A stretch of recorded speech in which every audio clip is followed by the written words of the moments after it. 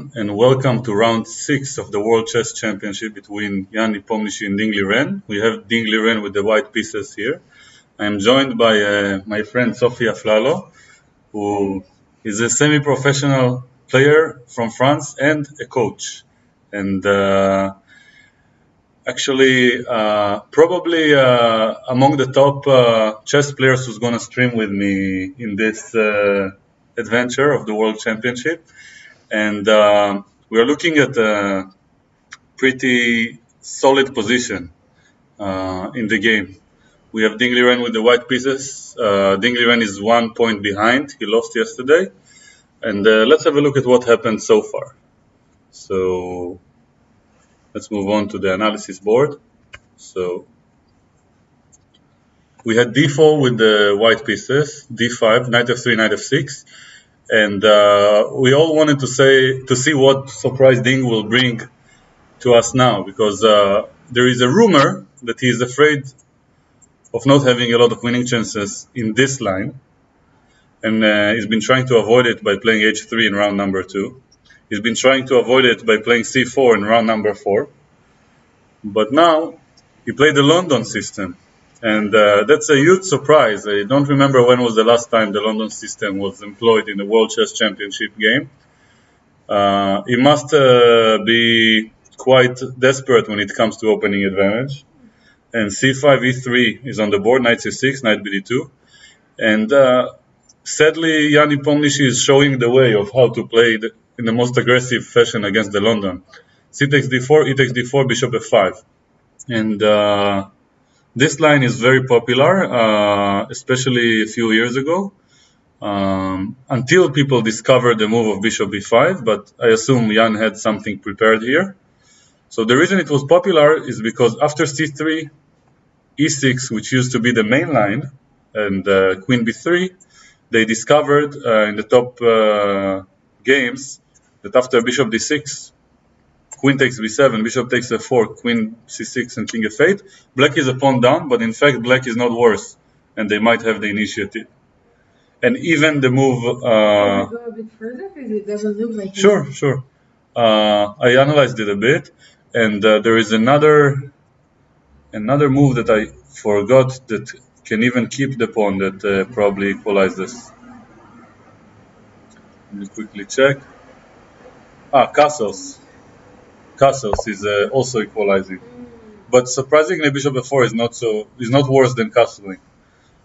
So we can look at the games. So you see, there are a lot of games, pretty good results for black. And what's the counterplay like? So for the king in f8. Probably it will go to g7 later. So let's just make a natural move. Let's say bishop e2 that was played here. So g6, castles. King g7 with the two bishops and the b file. Okay. I don't say I understand any of it, but computers say black is fine and sometimes even better if white is not precise. Okay. So this was the solution that was discovered a few years ago. Let's check, in fact, when it was first played. I think Grishuk played it. So among the strong players, so we can see Shirov in 2016, but not against Artemiev. And then we can see Fressinet in 2017, Ryazantsev. So, yeah, it's been a while since it was discovered. So this discouraged people to play c3 with white? Yeah, and queen b3 especially. So we can see a lot of top players played it. So it came to my attention when Caruana played it against Grishuk, and Grishuk with the black pieces has won the game after bishop g3 was played by Caruana here. So queen b3 was the main line. Computers refuted it. Now Ding tried a very simple and non-threatening move, so to speak, bishop b5. Jan continues with the regular strategy of exchanging the dark squared bishops. Bishop takes d6, queen d6, castles, rook f1. Let's see what we have since. h6 by Jan Nepomniachtchi. My suspicion is that he's still in his preparation. or at least he knows the general ideas and just decides between the move orders. Because when you analyze this line, no matter which move white does, black normally employs the same strategy of piece placement. So it's like the reversed Carlsen, with the minority attack and so on. So it's not dangerous for black. Rook e1, h6. Actually, in fact, I want to show it. So if we have this position, so I'm sure you've seen it before. This is the Carlsen. So one of the sidelines here by black is bishop f5. And then white plays queen f3, bishop g6, and gets to this endgame, which is considered very solid for black. But if white makes a mistake, so to speak, of bishop d3, then after taking, black is just fine. Black has equalized. And as you can see, it's the exact same position, a tempo down. So here, white is still slightly better, but black is very close to full equality. So if here white is better, then probably in this version, black is not worse. That's yeah, but the better structure, so to speak. So h6, knight e5 was played, and now I heard a move. Let's see. No move. Knight e5, and we can see Ding has 1 hour and 48 minutes. They started with 2 hours, so we didn't spend too much time. Again, unlike his regular self in the past rounds. And Nepomniachtchi, by the way, in the game yesterday, after moving 19 or something, he had 1 hour and 58 or 1 hour and 59. 19. So it's like he did a pretty good prediction. Even though it was very close to equality, he was like 40 or 50 minutes ahead on the clock. So we have greetings from Brazil by Enrique.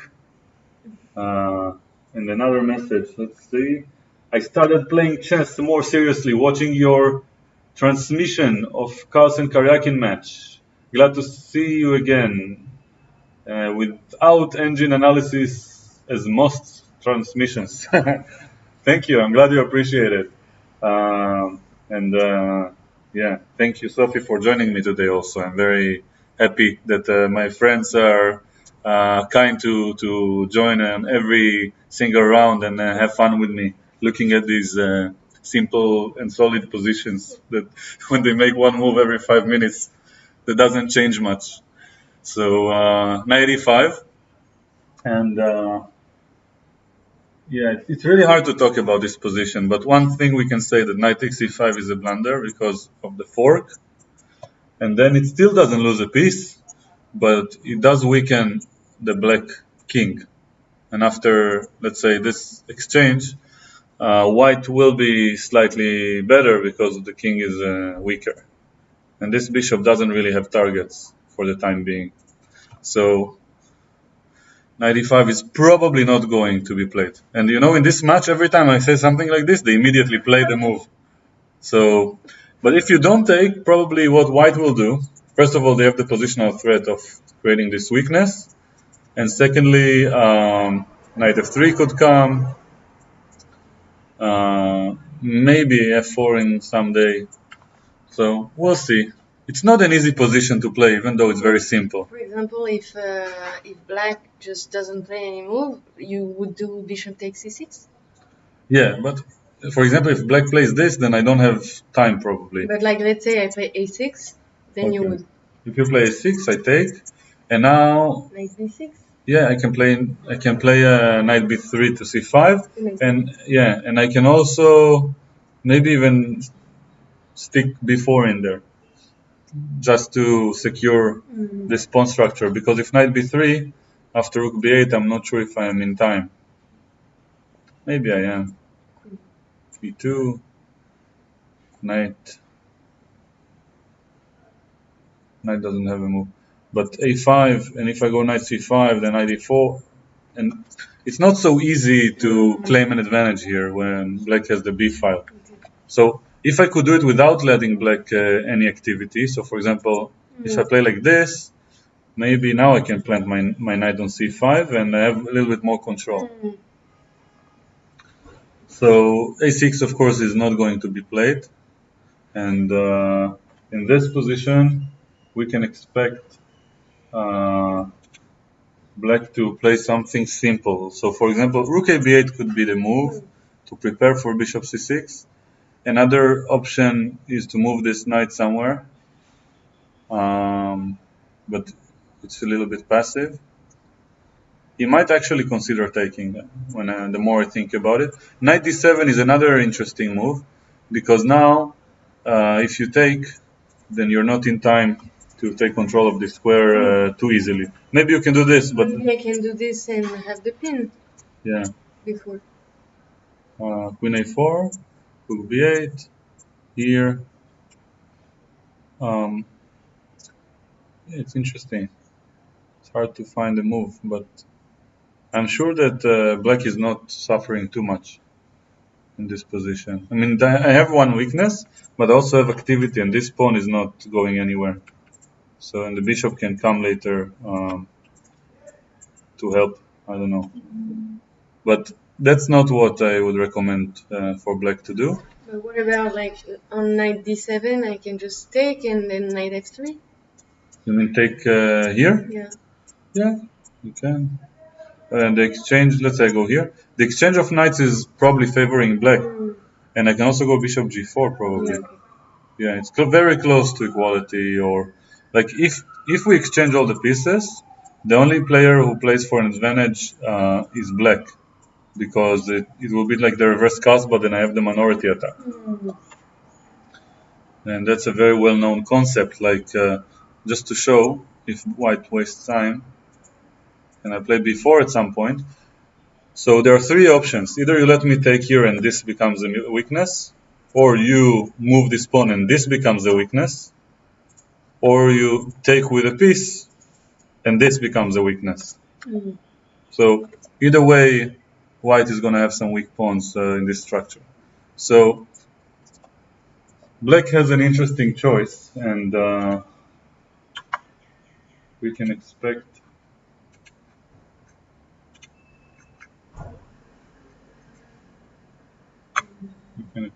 after knight e5 to see some interesting moves.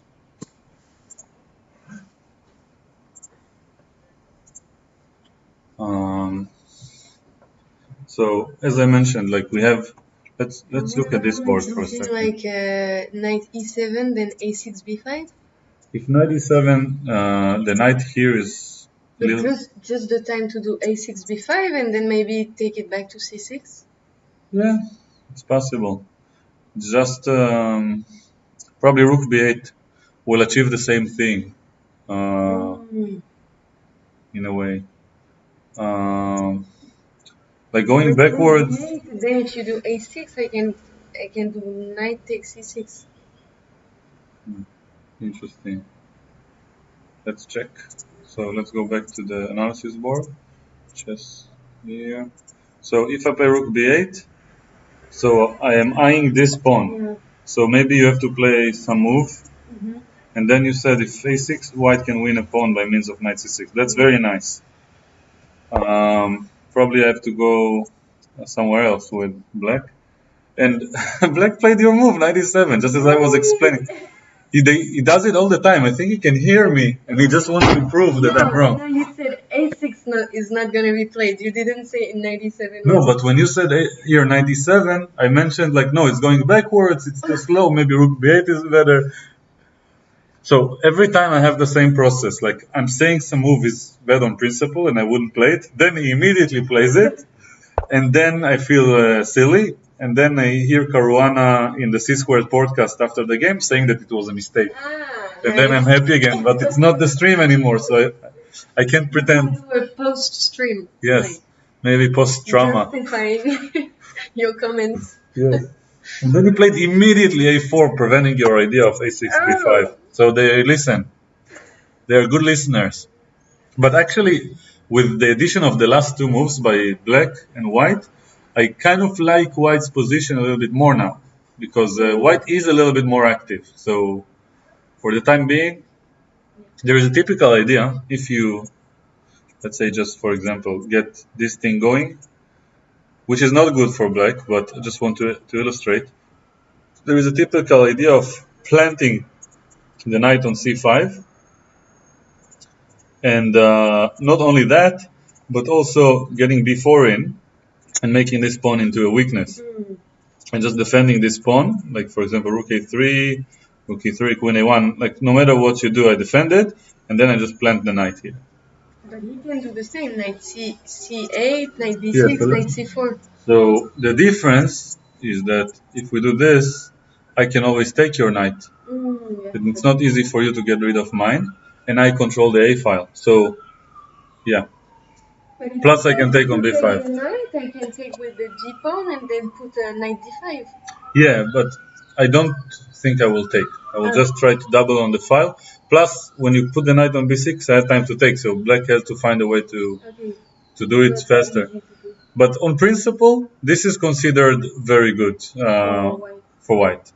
Yeah, I'm used to saying for black because its color is reversed. So after a4, white to play, and but a4 like sorry, black down to play. The minority attack for the rest of the game. Then what's black plan now? They can get the minority attack, but only in a different fashion. So sometimes they put the knight here and try to get the knight to c4. Sometimes they can attack this pawn in advance. But yeah, he played a6 without much thought. We can expect bishop f1. There aren't many alternatives. Bishop d3 is a silent draw offer. We are not interested in draws. Like Ding is a very fighting player, and he also has to win at some point. And like I don't think he played this line for a draw. I think he just trusts his positional instincts to get some chances. So bishop f1 is like we can anticipate. And then after bishop f1, black will most likely just hint at this idea. And if black does nothing, it's not entirely clear what white wants. Like I don't think it's smart to go g4. Wow. And I don't think it's smart to go c4. So it's stupid a plan like a5, rook a3, rook b3. a5 is a good move in general, but the minus of this move is that it could be attacked. So, for example, I can bring my knight back to c6. Next move maybe go queen d8, and you have to justify having played this move. And technically speaking, this is black's area. Like this area is supposed to be black's, and this area is supposed to be white's. That's like so they have this rule of thumb in positional play. When you have a pawn structure in a certain direction, the side where they are pointing is the side where you're supposed to play. So this is white's area, and same applies for black. And g4 would be a typical idea, like not good in this specific position, but like some idea that we should think of. Bishop f1 was played. So g4 is a good idea, but let's say if we make the same moves but without, let's say like this, without h6, okay? So in this position, g4 could be a good move, okay, theoretically speaking. Or let's make it even more obvious. Instead of knight e7, let's make a series of random moves. Okay, I'll play knight e5. Let's say we are playing some pattern, you know, and they play something to do with knight to a5. Okay, just for the example. And let's say we get this position. So now g4 could make sense, because after bishop g6, h4, black has problems to solve. If h6, this is bad, and otherwise I go h5. It's a very typical plan. And the difference if he has h6 is he goes with bishop h7 right away. Yes. In the game, if we ever go g4, bishop h7 is coming. And so let's say, for example, if Nepomniachtchi plays rook fc8, I don't like g4 because bishop h7, if I go h4, he has enough time to react. So for example, knight d7, I don't even have a plan. Like the h file is not really that helpful at this point, you know?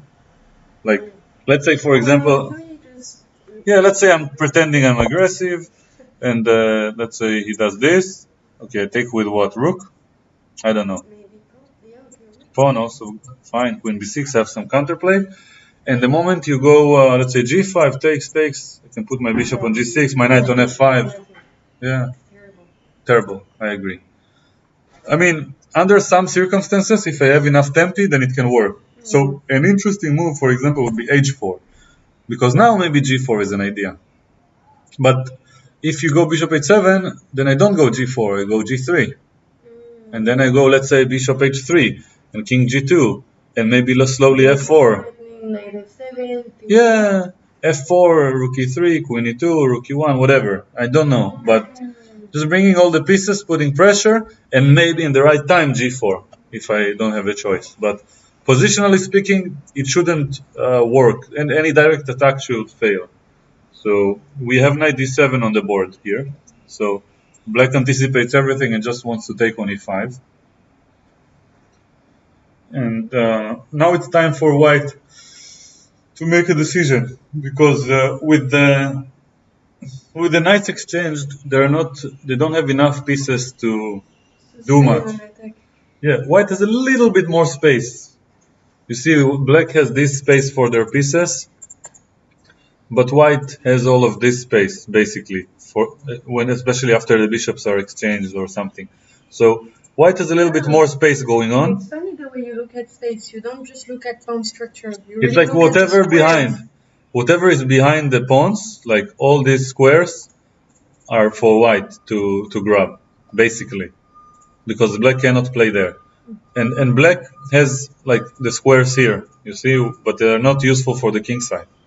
So he tries to use these squares for exchanges, but it's like black is more crowded. He lives in a smaller apartment, so you want them to have more tenants in the apartment, so they argue with each other, yeah, and walk on each other, and so on. So for that reason, I would consider playing knight back to f3, and then take it from there. And it's not like black has anything going for them. Like they're not gonna do anything fast. In fact, I predict if knight f3 is played, then black will just go back to f6. And would I know like black is supposed to play on the queen side? Yeah. But would it be like an inconvenience for white that black puts a knight in f4 for some reason? Oops, sorry. Yeah, knight in f4. Yeah.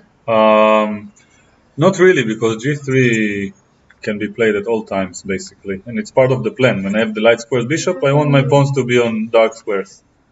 And another possible move is f4, with the idea of taking with the f pawn, and then having... I have a friend who's a beginner. He's like, whoa, with four pawns in a pawn chain. Like, I forgot how he said it. Like, he was excited. Like, I taught him about the importance of a pawn chain, and one time in a blitz game, he got this. He was like 1200.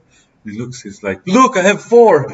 And I'm like, he doesn't know what's going on, but it's like, he's so excited. It's like we were playing the game. Maybe one day I'll grow up and I'll have 5. Okay, so, yeah. So f4 is another option. The reason I don't like it that much is because it gives up the e4 square. So black can put a piece there later on. And I mean, if I were black here, I would just go bishop h7 and try to get my knight to its ideal square. In this structure, the ideal square is d6. So, of course, not immediately, but it's part of the plan. So I will not take on e5, but now maybe some knight to e4 and this knight somehow to d6, and black will never have any trouble whatsoever, no matter what white does. So yeah, bishop h7 is a good move after f4. So these are the ways to play for a win with white and keep the position unbalanced. Then there is knight takes d7, followed by, I don't know, h4,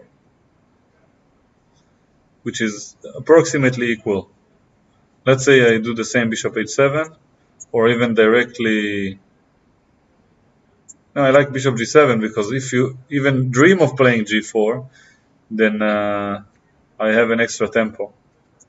Like which I With only two minor pieces, it looks like it's gonna be a bit hard to attack. Yeah. There is nothing actually that's going on. Like if you play g5, you can just take. You don't have anyone to attack me with. You only dream about bringing rook to j5 one day. So anyway, bishop h7 is nice, and then knight f5, knight d6, and so on. And here I can even go knight c8 and knight d6, and I'm very happy. Let's make a random sequence of moves, just for example. Let's say we play against a beginner, okay? And they do this, and they try to attack us. Yeah, they want to bring the rook here later. They want to go g5 at some point. So, structurally speaking, it could even make sense to just play g5 ourselves. Could make sense. Because the king on g8 is not that weak, and we can bring the rook to e8, play f6 or f5 in the right moment. I don't think black is suffering too much. Black has better developed. Okay, so knight takes d7 was played according to the sound. Yes. So queen takes d7 can be expected, and I predict a relatively quick draw. We are gonna have a short day in the office today. Yeah. The beach is still gonna be open, probably. Yeah. 4 viewers already. Wow, we have a good pace today. I'm very happy. So queen takes d7. So I predicted h4. There is a saying. You heard the sound. No, the sound was queen d7, but I predict the move h4 now. And there is a saying that goes h4 is always good. There's like since the alpha 0 times, when it plays h4, and now Stockfish improved also. They integrated some AI in there, and they do h4 all the time and h5 with black. So this move always complicating the game and disturbs the balance in a good way. Because black cannot copy you, and then if you get h5, then you always can claim something. It's like having this thing here in some openings. So, but more difficult to attack. Yeah, slightly more space, more protected, yeah. So h4 is the only move that can do something. And by the way, there's also something that I like to call a pattern that repeats itself. Whenever there's a knight on e7 that dreams about coming to these squares, then h4, h5 is useful. Because even if it goes to f5, after you go g4, then, they cannot put their pawn on h5, to secure the knight here. So h5 is very useful against the knight. And he played a5 first, so he doesn't want black to play a5. That's probably the point. I neglected to mention that besides the pawn minority attack, the other plan that black has, it's hard to illustrate. Let's pretend that I'm making some random moves. Let's say if we exchange the bishops, another plan that black has is to go b5 at some point and attack this pawn. You see? That's another potential dream that he has. And a5 is just useful positionally. But how are the light squared bishops going to be exchanged? No, just as an example. They are not. a5 is just useful to grab space. and the point is that one day maybe b5 happens. Knight c8, knight d6, b5. Yeah, exactly. b5 is the only pawn break. So then this is the black's area. Before is stupid because we're not playing on the side that we need to play. Exactly. So a5 was played, so this is a good positional choice before black gets a5 and fully equalizes. And then maybe h4 is part of the plan. I won't be surprised if we see bishop h7 because it's just a useful move. It keeps everything flexible. And my example was that after h4 I can have a sneak tempo. But before h5 anyway. Yeah, but it's like a little bit more active than knight c8. So you just go like this. And then even though this is here, I can still implement the same plan, b6 or b5. And get this structure going. And is it too candid? Something like queen g4, Knight f3, knight e5. Yeah, it's possible, but you don't have enough pieces. You know, I can argue that I can even do this. You don't But have then I go back and G4. here? No, something that allows me to do G4. Yeah, please do G4. It's like it's not easy to improve, even if you go here. It's like the point is that black is very active, so it's hard to do anything. Black is looking to do what you said, rook b8 and b5, or would you say they are looking to exchange pieces just with a knight e4? Black's plan in general is to bring the knight to d6, probably retreat the bishop, and at some point prepare b6. Even if they don't actually play b6, just preparing it keeps white under alert. Yeah. So. But like, would you say as black you would do, for example, the plan with b6 and be active, or you would just exchange pieces with knight e4? So if I'm playing against a good player, I would just wait and claim like like Bruce Lee. I would do like and I have a good position, so I don't even have to be as good as a Bruce Lee. And just wait for him to come, and like there is nothing much that he can do. And we have more moves. Queen c7. So as I promised, he's gonna go knight c6 and try to put pressure on this pawn and keep white alert. And yeah. It looks like white has more things to watch out for than black. Because he not stretched. I forgot the word in English when you try to take space. Overexpend. White was overexpending, so the flaw of grabbing space with the pawns like this is that they become targets. They are closer to the opponent's territory. So nothing serious, because this bishop can't really help. So queen a4 will come, probably. White will try to plant a knight here at some point, but I don't predict anything meaningful or eventful taking place. It's like it's a good time for us. Like if we had a chat, which we don't, it would be a good time to talk to everyone. Actually, I have an idea. Maybe today, instead of streaming for another hour and then maybe they won't continue the game, we can take an early break because we have such a nice weather for like half an hour, grab some snack, and then by the time we're back, maybe something happens. So that's how we do the broadcast here. We tell you nothing's gonna happen. Yeah, and you we can schedule a little break for ourselves. I feel like the Spanish mentality when they do siesta all the time. I had a friend who was in a tournament in what was the name of this place? Sitges? No, but it was like a city in Spain where the tournament starts at 6 or 7. Sitges, no? Maybe it's everything there, but Christmas time. I will check. I forgot the name of the tournament. Maybe it's near Barcelona, but it's not Barcelona. Yeah. So let's check. Spanish sunset as we play. chess tournament. It could be also a country that's nearby. There's also the tournament in Lisbon that starts at 6 p.m. I wish I remembered. But the point of the tournament is that like people get drunk at 1 a.m.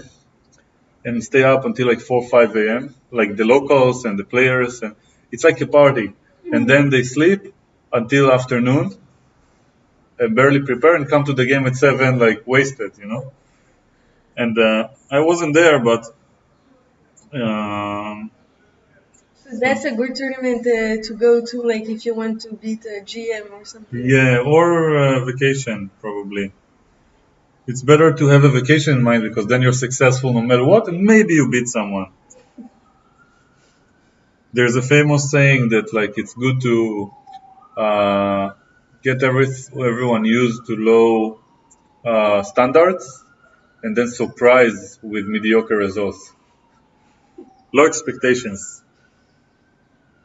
So we give life lessons also. Yeah, always. That's the main point. I wish I remember the name of this place because it's pretty famous. Like I'm sure you've heard it before. but I don't know how to look for it. 7 p.m. That I didn't know. Yeah. It's a bit of a stretch. Yeah, I'll check. I have to find the name of this tournament. So We haven't heard any sound. This is a difficult choice for white now. Apparently. yeah. So But maybe it's the maybe. occasion to show, because I think as a GM you don't think of certain moves, like you filter them out. Yes. But maybe it's good to show like what happens on moves like c4. Why wouldn't it be good? C4. For you it's obvious, but yeah, C4 leaves this pawn as a target. It's called an isolated pawn because it has no friends in adjacent squares that can protect it. So in every endgame it will be weak, and black will put a piece to block it, and then this pawn is like a shield that helps black protect himself from white's pieces. So in many cases, let's say, let's see, let's get back to a position when we actually had the bishops on. So if we had such a position, let's say just for example something like this, I'll just put some random moves in. So you see this pawn is blocking white's pieces, and if black can achieve a position when they block it, then it will never move, and it blocks a lot of white's abilities to play with their pieces. So the only advantage of this pawn here is that white has these open files and these two squares that he controls to jump over with and put pressure. So that's pretty much it. And then in these kind of structures, white likes to actually generate an attack. But they are much more happy to do so when this bishop is over there and this bishop is over here. So yeah, now this white bishop is aimed at the wall, so it's not so fun. So I hope the example was clear. Isolated pawn is generally considered to be not so fun. I wouldn't say it's bad, but it's like it puts you under the responsibility of justifying why it's not bad. So you never want to be too committed in chess and be accountable for every move. You want to be able to make moves. I like to think about it like a cruise, like you're in a cruise and you're not the one at who's like navigating the ship. You're just enjoying yourself. Yeah. And you're busy. Because most people would think of chess as, for example, you're the pilot of a plane. And you say you're the passenger of a cruise that's been you're the pilot, all but you want to be on autopilot and just listen to your music and talk to your friends and have fun. And another example also that my Italian friends like to use is that when you're slightly better, it's not a cruise; they call it a massage. You perform a massage on your opponent, and you slowly squeeze them. Okay, like a death massage.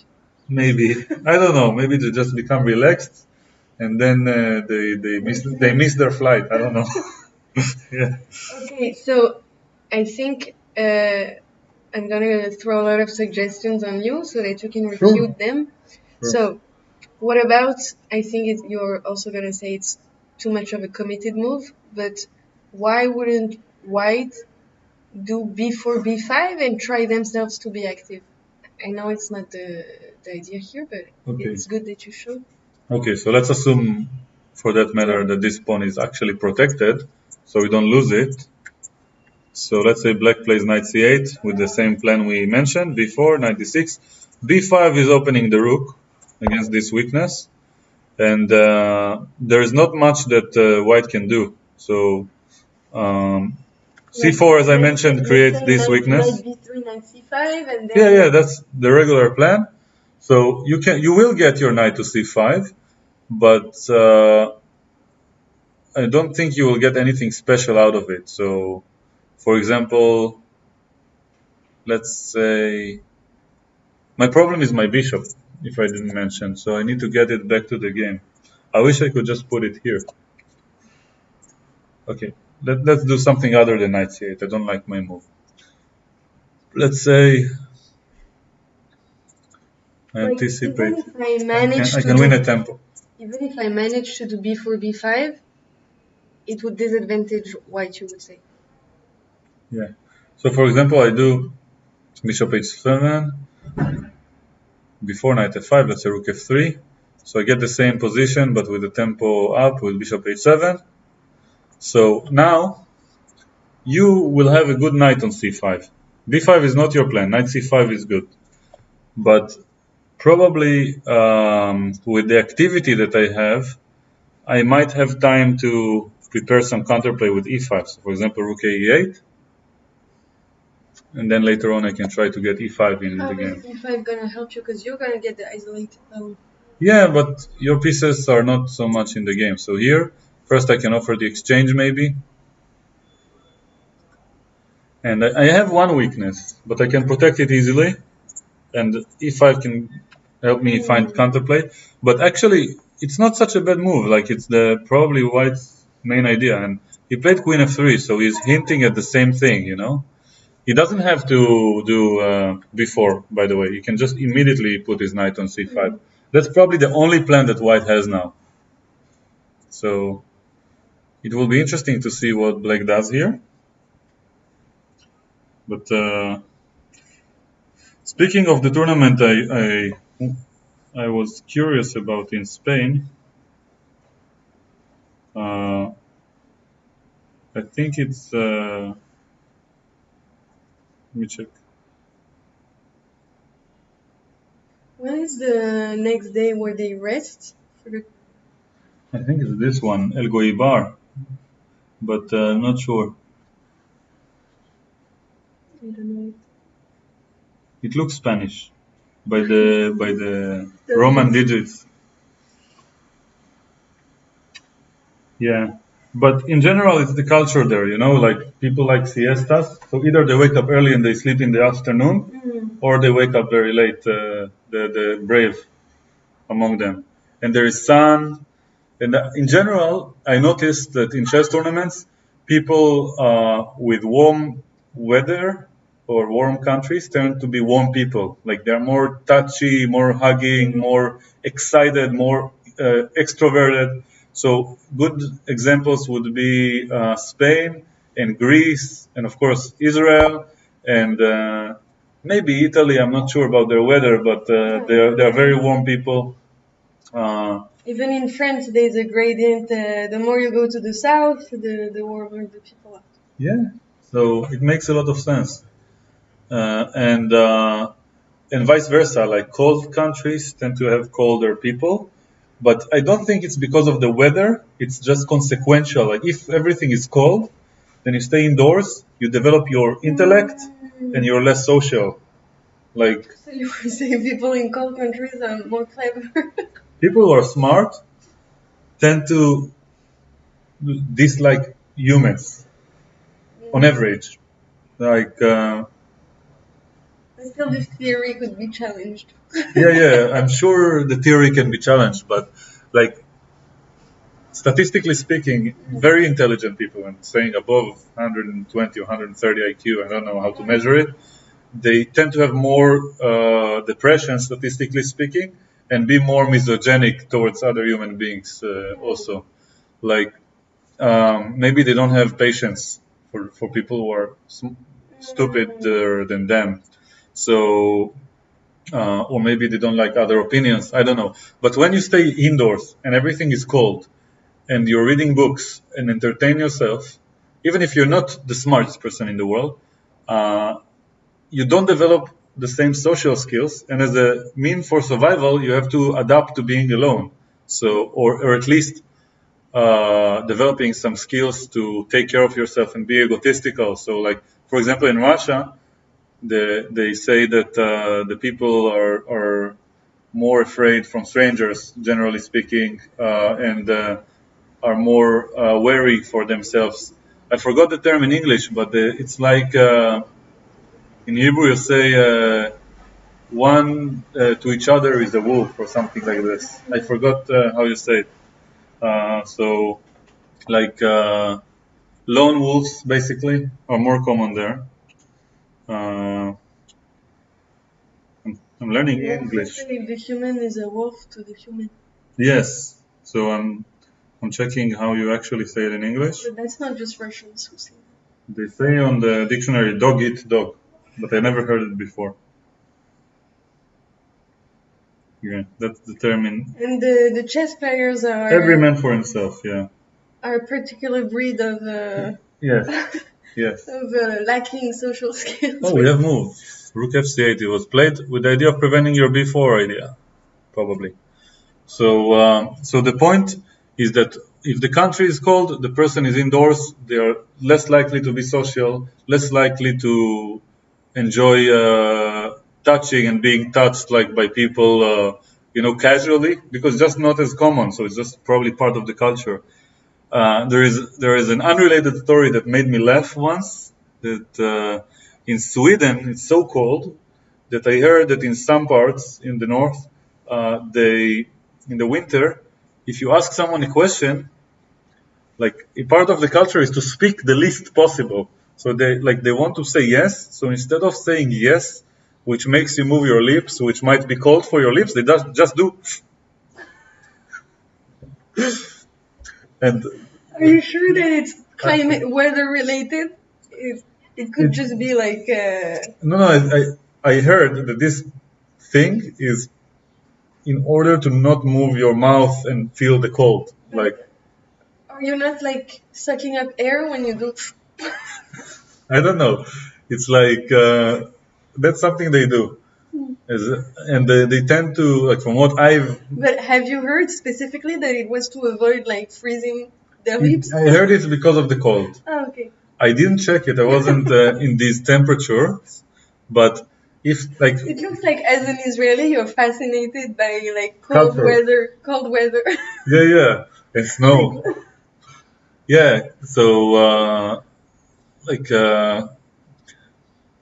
these cultures, like, when they are being polite, like I've been to England and Japan and so on, they think they're very polite, but in fact, like, they're just ignoring each other. Like, after a certain degree of politeness, you're just being nice, but you're not necessarily being kind. It's a matter of education individually. But a lot of people, they have their codes, and when someone is not feeling their codes, they're just staring at them in a mean way. It depends. Like, for example, London is very cosmopolitan and open-minded. Yeah. And I like in there, they won't tell you if you're not following the code of how you should behave, but they will stare at you. Like, they will have. Like you have a personal experience with I loved it. I enjoyed trolling people there. And also, so. What about Japan? Japan is very. Oh, Japan, they are very polite. They're probably the politest people in the world, but they're also the most embarrassed and the most lonely. I'm not sure if it's related. You did a tournament there? No, I just was there on vacation. And in Japan, people don't speak in public. They just use their phones and are silent. You can see hundreds of people in the train, dead silent. Yeah, no one is eating in public. I would say in the Parisian subway, people don't talk to each other also. But you can hear like, the subway is loud. Yeah. It's like in Japan, everything is so silent, always. Like you don't even hear music. Like so, and no one looks each other in the eyes, and like people are looking down or at their phones, and like you can see that there is the minimal amount of discomfort to you. So you can walk away or walk around freely, and no one will make you feel uncomfortable, not even stare at you, even if you misbehave. But at the same time, it's very hard to make friends. People can work in the same, like, I'm not claiming it, I'm just quoting someone who was my tour guide. I had the local tour guide who was volunteering to give me a tour in order to practice his English, because he had no one to practice his English with. And it's very common there that you have a volunteer who gives you a tour around the city in exchange for a lunch or something. In exchange for company, you mean? Company and lunch. It's like it's a common gesture that you buy them lunch, and they are happy to serve you. And he told me about people being able to work in the same profession in the same business for 10 years and never talking about anything besides like two things, like the weather and something else. It's not common. Yeah, I can be your colleague for 10 years and we are not friends. Okay. Like we're strictly professional, like just speaking about the weather. A bit like us when we talked about the weather. Yeah, but we talk about the weather a bit differently. They're like, how are you? How is the weather?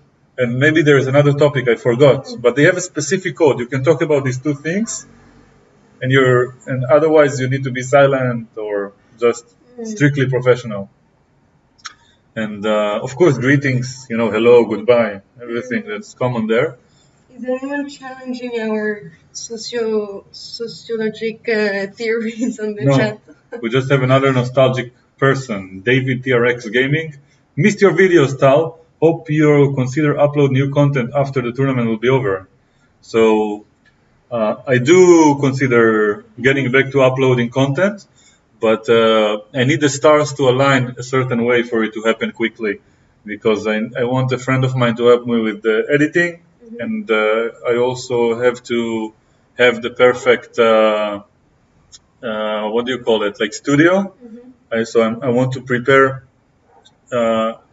all the setup in such a way that I will just press one button and do live streams or random recordings, and then just throw it at my friend, and he will make it into actual content. And how did you do before, like when you used to stream a lot? I did the same, but with low standards. Okay. So like the same setup as you see now, but I was by myself and I was in my apartment, and I would just play Blitz most of the time. Now you have higher standards. You don't really respect the life lesson that you gave earlier. So, having low standards. No, I do. I do. Pressing one button without preparing and improvising is very low standards for content. That's good. Yeah, but there is one thing I wanted to add about content in this regard. Wow, he's still thinking. That's impressive. But I can't see the clock. What's going on? One thing about the content that I wanted to mention is that when I started in 2015, I was probably the only chess grandmaster who was a streamer, and or at least one of the strongest, among the strongest streamers. Nowadays, I don't have anything unique, because there are much better players who are streaming regularly, and there are much better people at creating content that is about chess news or trends. So, and there are a lot of chess YouTubers. So if I will create content, it will either be about myself and my adventure and decision making. It's like my own journey, so to speak, and friends. So it will either be about me or about things that I can give to people, but that are unique. So I have a lot of ideas for specific content that's more educational and more effective for improvement. Nice. But because everyone do the same thing. It's like when you speak about music, there are the top artists, and then everyone who wants to be famous and successful, if they have a good voice, they will just make covers. They will not be famous with their own songs at the beginning. They sing other people's songs. So nowadays, you see Carlsen retiring. Suddenly you have 100 videos, Carlsen retiring, and they're all saying the same thing, And then there is the scandal with Niemann, then everyone talk about the scandal. Then Nakamura says something about this person, everyone talks about this, and so on and so forth. And I don't know how you call it in English, but in Hebrew you call these kind of topics yellow. Like you say, it's like almost like drama or gossip or stuff. Everyone follow. There's like a big wheel and it spins, and everyone are on this wheel. And everyone, so like, for example, I'm sure most people, they follow Nakamura or Gotham Chess or Reddit, and they see what's the trend, and they just follow it and try to speak about it. And that's the way to maximize the marketing and the amount of exposure and succeed with the YouTube algorithm. But I think that I would much prefer to have let's say 2 years from now, 1,000 people whom I genuinely touched and helped in an authentic way that helped them with their lives or with their chess, and who actually feel like they have a connection with me. Then 1 million people who just turn on the video and just use me as entertainment, that is replaceable. Because if you don't have, let's say, just for example, a Gadmator nowadays, who's very famous and big and successful, then someone else will read out loud the moves of the top games. And it's all the same product, basically, just packed differently. But for example, you said you had two options. If you choose the option of telling your story, your life decisions, how would that help people? So maybe some people are interested in the human aspect of the content. Just like when they watch vlogs, they don't, like let's say someone is doing a vlog about their vacation in Italy, they're not actually interested in exploring Italy. They're interested in the person, right? And the human experience. So, for example, if we take our situation right now to explain it, what the dynamic between us is more interesting than staring at the position and making an arrow, you see? Because everyone can do this. But that's what we think. I'm not sure that No, people are too interested in our dynamic. Maybe. So I'm sure a lot of people are interested in seeing other humans and their character and their emotional experience in the videos. Yeah, Rook A3 was played. Okay, Rook A3. And then Bishop G6. Yeah. I don't think we will see before so quickly.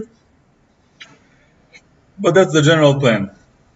So you see Bishop G6 prepares Knight F5, Knight D6. So if you had a channel, or let's say 100 different channels, which when each channel takes the same engine, and a different person just points out, oh, now he is threatening this, with no explanations, and no charm, and no charisma, and everyone will just say the solution, then okay, maybe some people will like it, but at some point, there is no point to create the 101 channel who does the same thing. But you, even if the different channels say the same thing, they say it in a different way that will touch people differently. Or different people. If you will look at if you will write on YouTube, World Championship game round 1 summary or round 2 summary, you will see 10 different videos. I don't want you to waste your time, but if you chose to watch all 10 of them from beginning to end, you will see they repeat themselves. You will not feel, oh, this guy had this character, but this guy had that character. Because they just tell you the moves, they try to keep it as short as possible. Okay. So, and they all say the same engine recommendations. So, and usually people are not honest about how bad they are in chess. And so in other words, if everyone will say the right thing, everyone will have the same character. But each person has his own unique way of being silly. You see?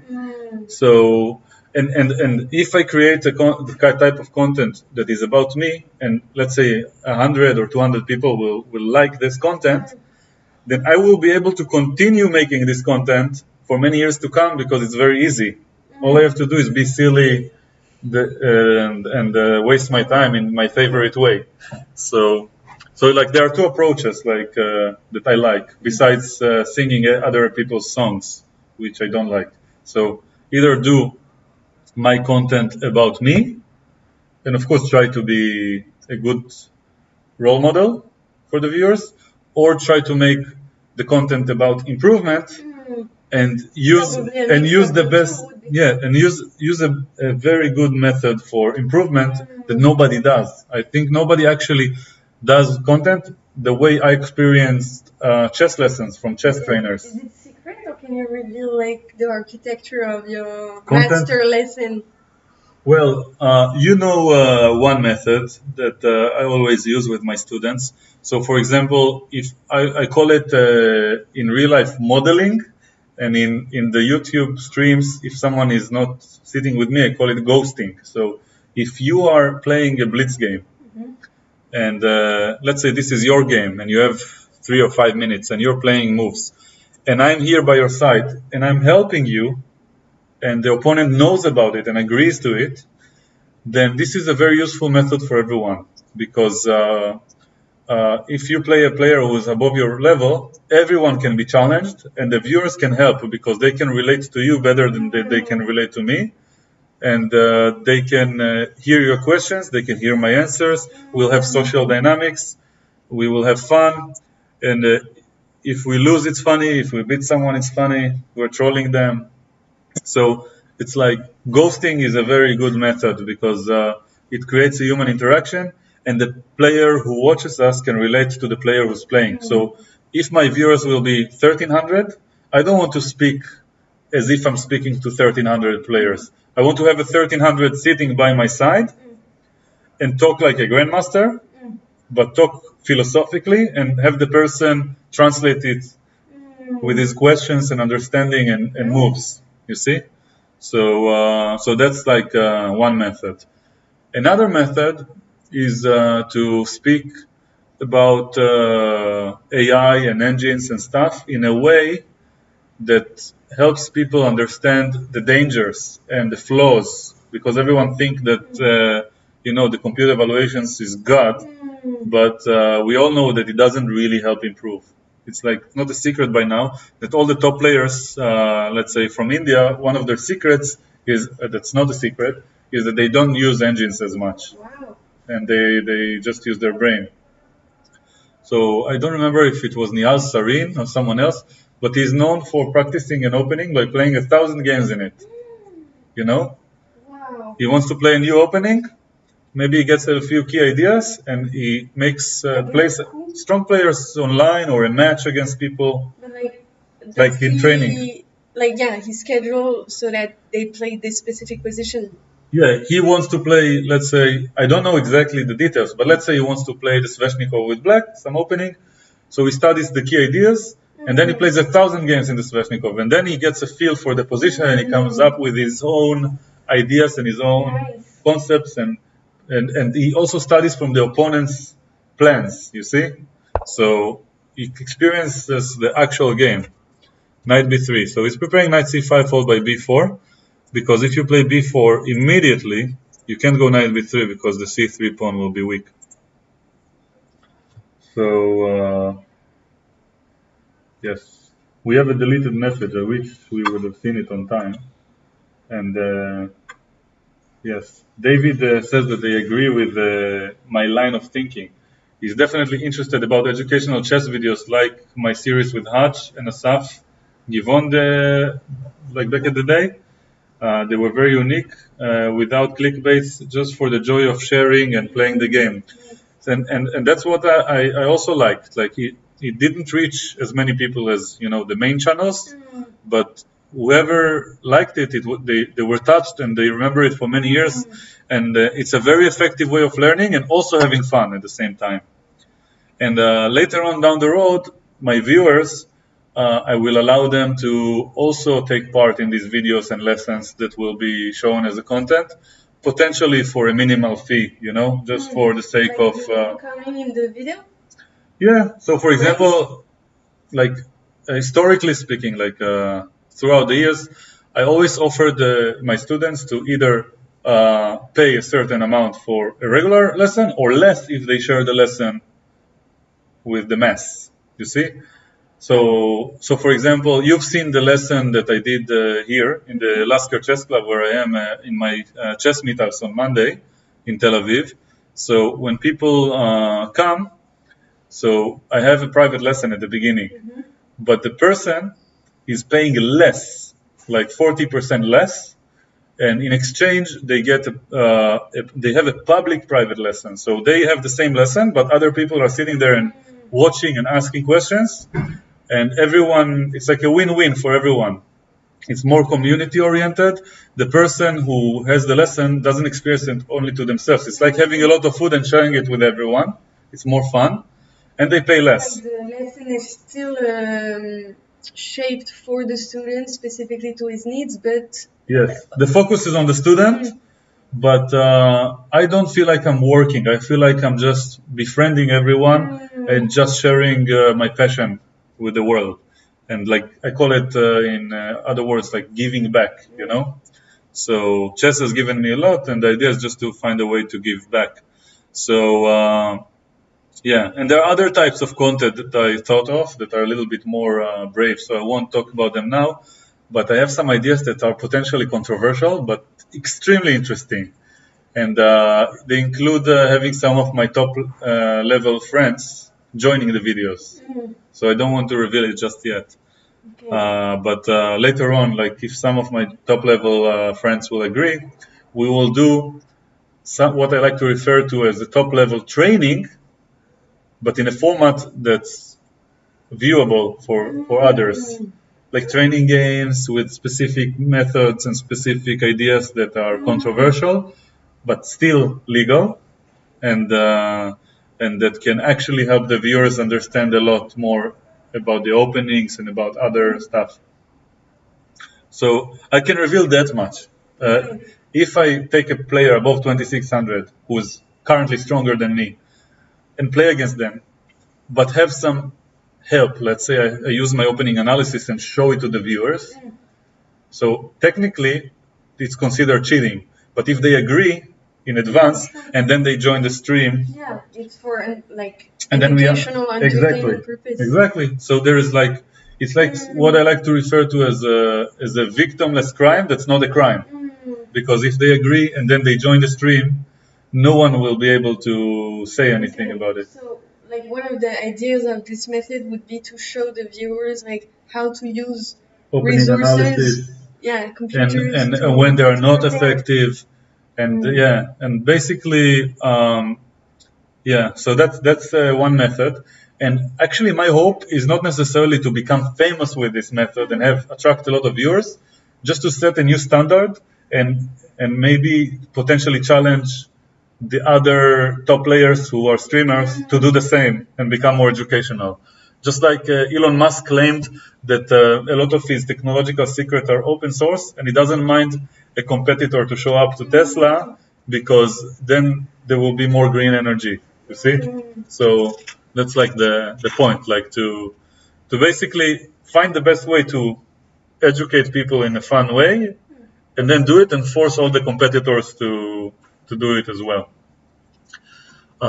So still, the position is pretty uneventful. I have an idea, like I have a feeling that as I said, 30 to 60 minutes, it will probably start to explode or just finish and become a draw. So I suggest we take a short break.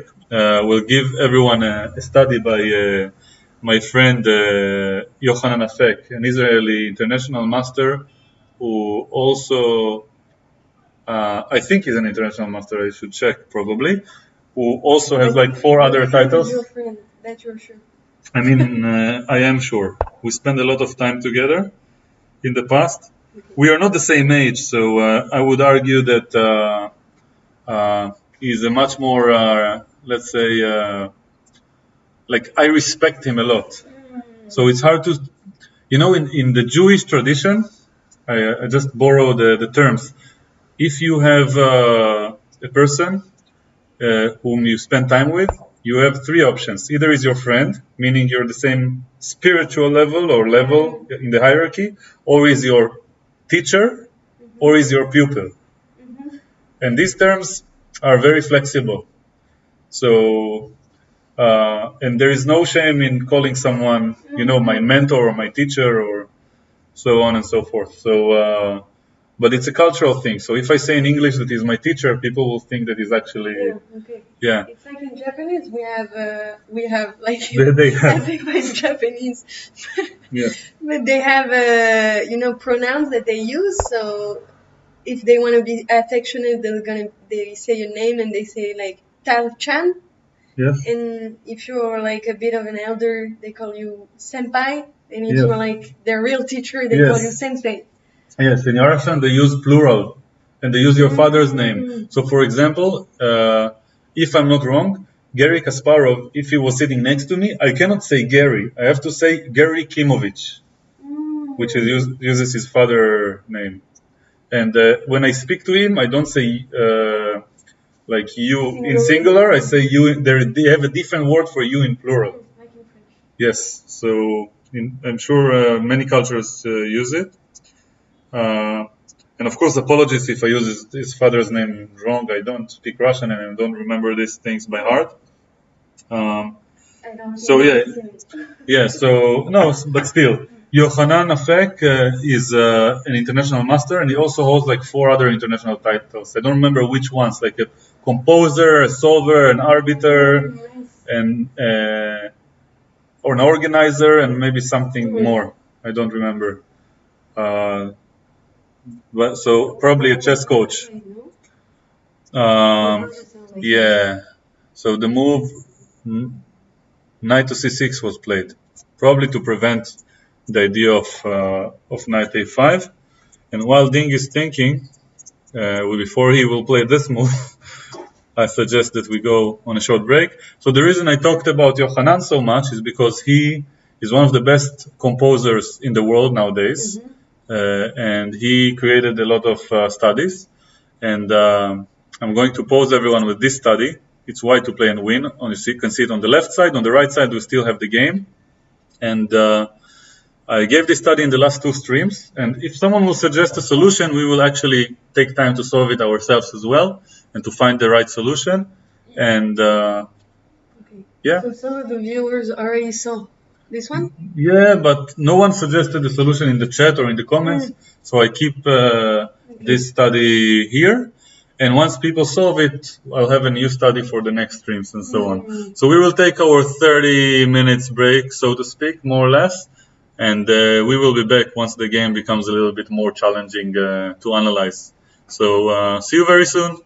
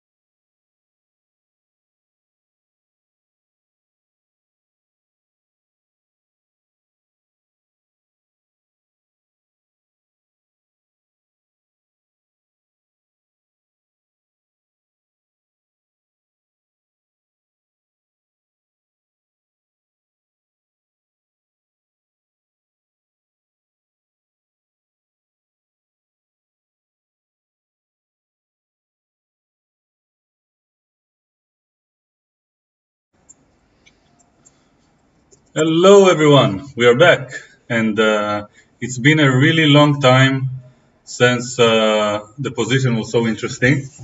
And as you can see, there are many pieces hanging. So why don't we just head immediately to the analysis board and see what's going on? So this is where we left off. This position after knight c6, and now after knight c6 was played, knight c5 is the idea, but white played a very interesting move, queen g3.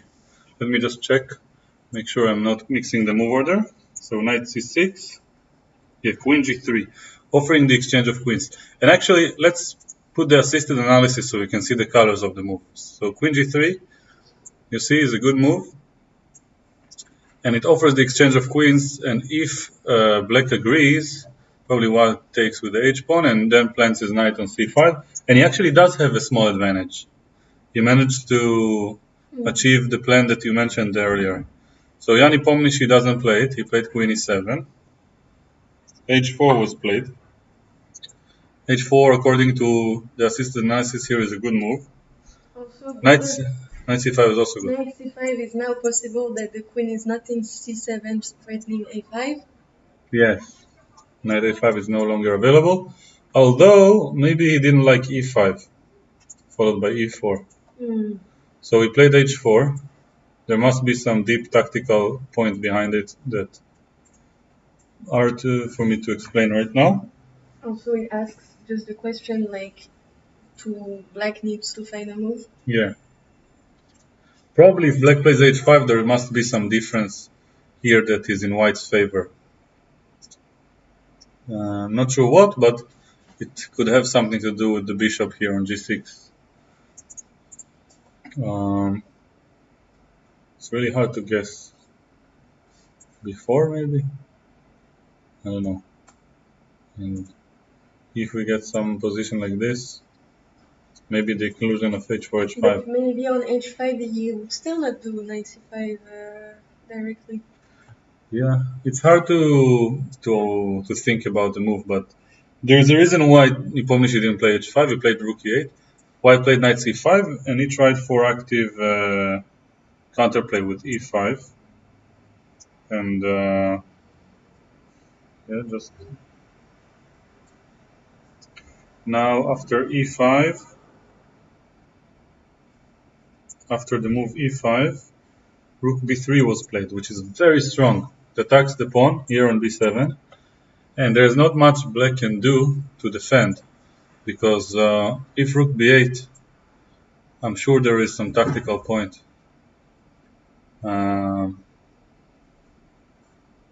Otherwise he would have played it.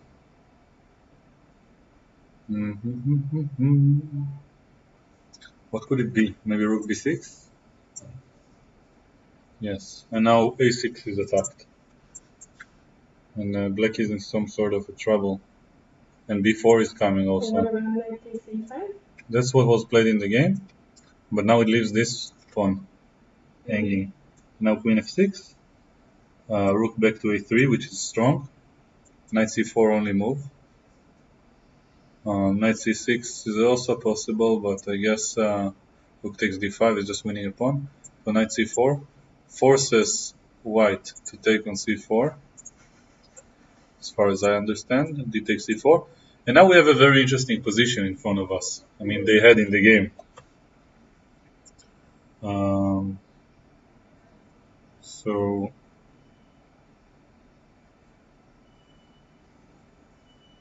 okay, that's when he decided to take in b7.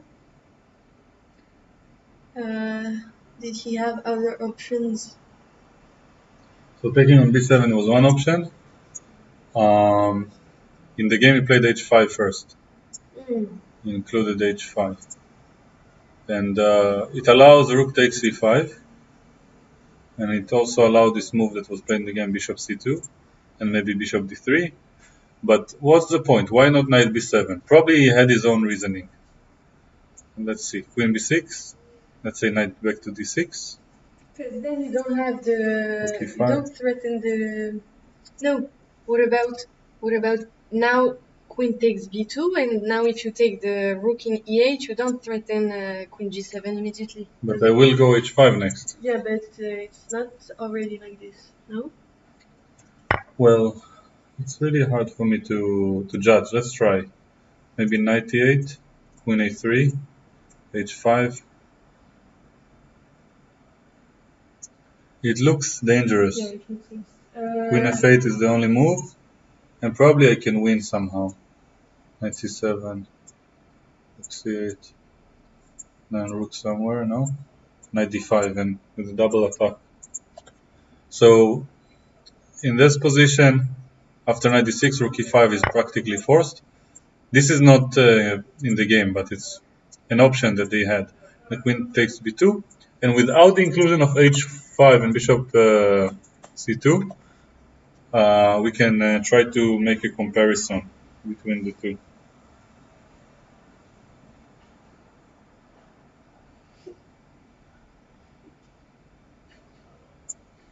So in this position, after queen takes b2,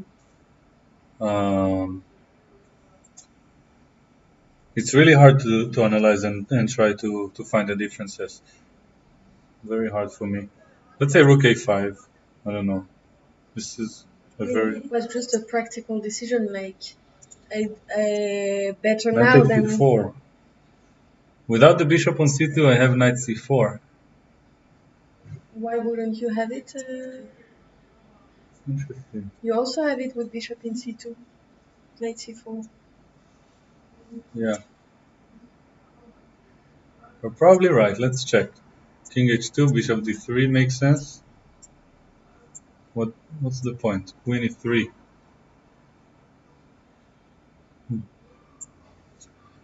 So, you know what I think? That with the pawn on h5, I would have queen d1 here, followed by queen takes h5 check. You see? Yeah, do you think they go that far? I think that here, white is better. Like I'm a pawn up, right? But right now, And you are practically worse, maybe even close to lost because of these 2 pawns. But with the pawn on h5, I can just... Pawn on h5 is actually worse. Yes. So you think it wasn't a good decision? So first of all, it allows rook takes c5. And if d5, queen moves to c6. This is the first reason I don't like h5. Okay? The second reason is that after the move in the game... Yeah, well, you're going too fast. What about queen c6? What is wrong with the position? Queen c6? I'm attacking your knight and you don't have time to take my bishop. Why not? Because then I take h7. Yeah, but I'm not... But your king is like in the outdoors now, no? But... And I have passed pawn. If you look at this position for black versus this one, which one would you prefer? You're asking the question as if it's obvious. Here you're a pawn down and I have 2 passed pawns and black is close to resignation. Okay. And here it's material equality and my rook is out of the game. I mean, my king is here for now. Next move it's back.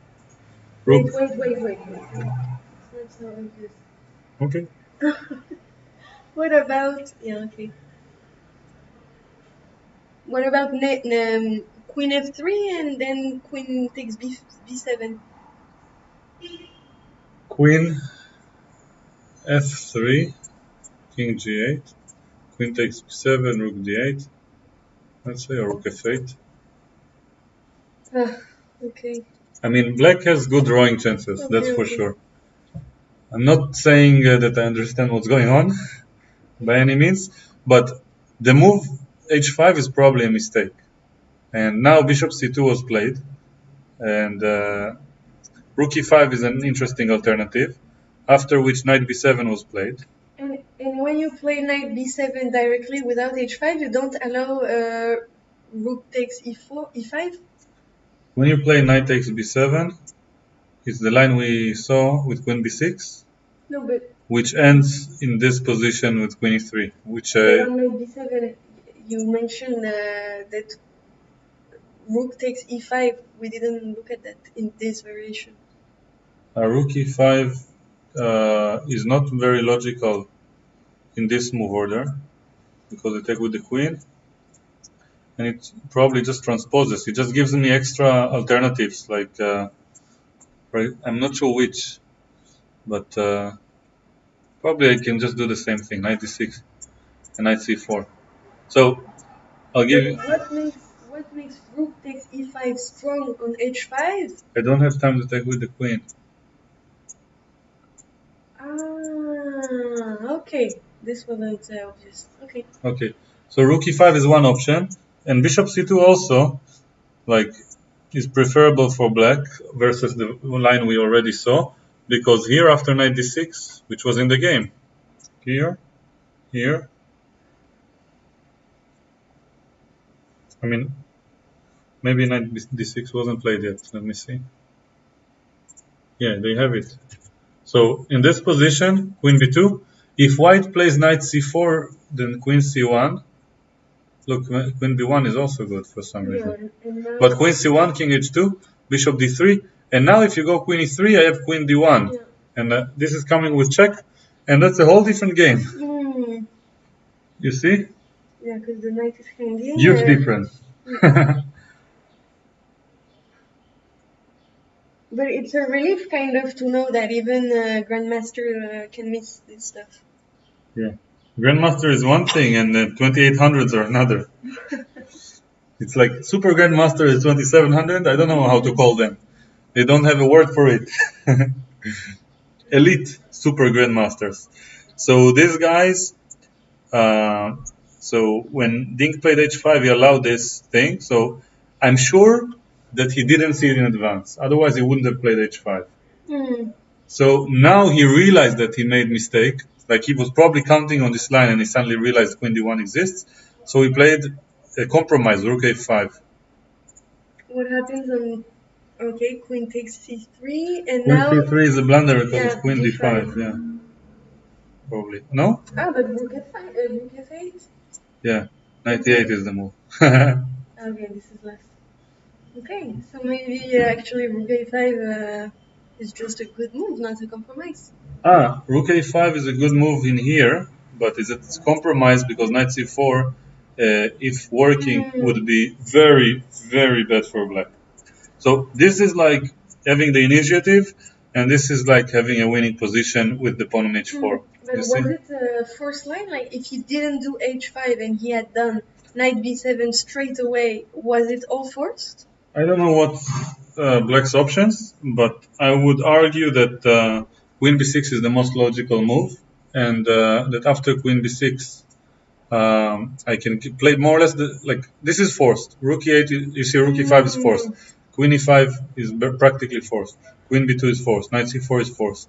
And if you have no tactical solution, then I'm just a pawn up and I have two passed pawns, and I'm practically winning. This bishop is pretty bad.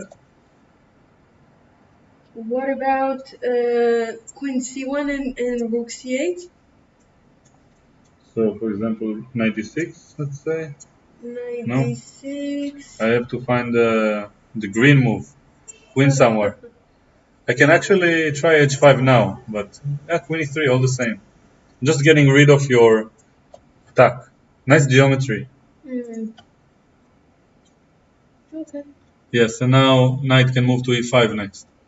Okay. Yeah, of course this is beyond our level most likely, but with the assisted analysis it's easier to navigate with the green arrows. Because we had such a long break and they had time to think, I didn't imagine we will manage to keep up with the game so quickly. So h5, bishop c2, knight b7, queen b6. This was all in the game. Black is still under heavy pressure, don't get me wrong. It's just that he has a chance to survive. Very difficult for black pieces to come back to the king side to defend. Yes, that's true. And Ding, in the previous game that he won, he also had a nice king side attack going for him. And there's so many threats going on. Yes. Like how to avoid knight e8. So in this position, white is threatening knight e8 as mentioned. And if you play passive, like something queen b8, just knight takes c4 minimum. Yeah, knight takes c4 minimum. Yeah.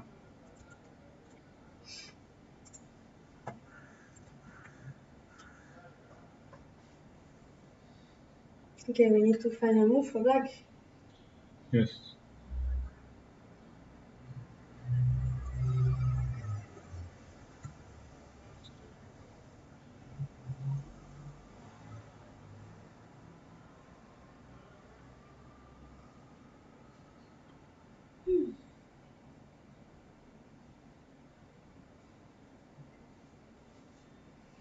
Move for black. But it looks like a losing position, or Don't be so dramatic. I mean, pressure like exists. Even if black loses a pawn, it's not lost yet. but it's not about a pawn. It's about knight e8. So we can come up with a move. Maybe queen b8. But queen b8, knight takes c4, and there's no counterplay. Yeah. So probably something with the rook. Let's suggest rook f8. No. I just lose a6. Because queen takes c3, knight e8. It's very hard to defend. The computer here suggests bishop d3, knight e8, probably check, king here, and probably f6. I don't see. No?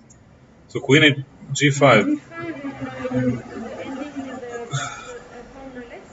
Ah no, there's the knight is hanging. Yeah. So should take, go knight somewhere. Okay, good result. Let's say f6. I don't even know what to suggest for white now. King g3, I don't know. It's very complicated, you know? Okay, if you maybe show that if we go to take this pawn, then, for example, rook c5, he just pushes the pawn. We take this pawn, he takes back, we take with the rook, and then he brings his pawn like very fast. Yes, let's see. Rook c5, a5, knight c4. I'm not even sure if we want to take the c4. Maybe we can go a4 straight away. It also might be interesting, but yeah. This should not worry black whatsoever. Black can equalize pretty easily. So let's continue the line. Okay, for the sake of our viewers here. Okay, you have to go back, I go back. And a draw. Okay, so let's see. Back to the game. So after rook a5, bishop d3 is the only green move that we could come up with. So maybe after bishop d3 we don't play knight e8, because knight e8 we saw that there were queen c1, then queen g5, and in case the queen exchanges, the knight is hanging. We heard the move. King h7 was played. Ooh la la. King h7. As you can see, it's not the greenest of them. King h7 and He's sacrificing the f7 yeah. pawn and also the c4 pawn. What is the idea? And it's really hard to suggest. Okay, the idea is probably to counter knight d8 with f6. What about queen e7? Queen c1. And now you don't even have the g5 square. And 4. Ah, and draw. Yeah. Okay. Yeah. So you don't have this queen e6 or queen d5 check. That's his point. And we already have a move by white. How surprising. Maybe He instantly played rook c5, like relatively quickly. Well, we still didn't find a green move for white. Queen e1, protecting the last rank, and c3, and preparing this knight c4. Nice. Yeah. We're just pressing pieces at this point. You see, there's no piece that can move. But the rook c5 is actually greenish. Yellowish. Maybe it will turn green over time. Can we just explain why knight f7 isn't good? Isn't that good? Honestly, I don't know. Maybe queen takes c3 and there's not so much attack. This is my guess. It attacks this, it hints at f2, And if you move your queen from the f4 square, I have the same queen c1 resource. So you should probably play queen c7 or something if you try to keep everything under control. But then I can just take. Maybe black is winning. I don't know. Maybe, yeah. Okay. Nice. Yes. Also, now that the knight is in f7, there's no more knight e8. You can go back, but maybe now I can just give you a check or take on c3. Maybe bishop a4 is too big? Bishop d3 makes some sense, but queen c3 is just very logical, and black's king is actually protected. Black is well coordinated here. So rook c5 was played rather quickly. I'm sure he missed this queen e1 move. How much time does he have? 19 minutes versus 42 by Nepomniachtchi. He's always on time pressure. The queen e1 is nice, protecting everything and keeping everything under control. So rook c5 was played. I'm sure Ding is relying on his intuition mostly. We can anticipate queen somewhere. Probably will take the pawn. But now maybe I have this knight resource. Knight e8. Rook c7, you see? Wonderful. Who's going for the throat? There's not much that black can do. No matter which piece I press, there's no green squares. You see, nothing is green. It's amazing that rook c5 is not to take the bishop b1. Look, the idea of queen c1 and queen g5. It's like the only resource. Rook g8 is not good. Right? Yeah. I'm sure this is better for white. Why? Because you should keep the queen. So... Yeah, but f4. Voila. Nice. Take. If you take, you lose probably. Okay, but it's becoming too easy with the squared. that are green or... It's about time to turn it off, because when the position is tactical, then it's too helpful. You should use it only when the position is strategic and you try to understand like which way to unleash your plan. But here with the rook on c5, it's very much tactical. So queen c3 is the main idea. Queen c1, yeah, now it's suddenly very difficult. But at least we have the line from earlier. No, but this is a beautiful line, right? So rook c7. But after f4, what about queen h4 check? No. Yeah, what about queen h4 check? Queen h4 check. After no. Why not queen h4? There's no more check. Yeah, the computer earlier showed with the green that this is the only move. Queen g4. Probably black has some counterplay connected to bishop f1. But this is fairly complicated. I wonder if knight e8 is good. K8, queen e8, bishop f1. And if you go queen e4, I have queen h5. It's check. Never mind me. Don't mind me. But this is good. This is good enough. And bishop g6 and you resign.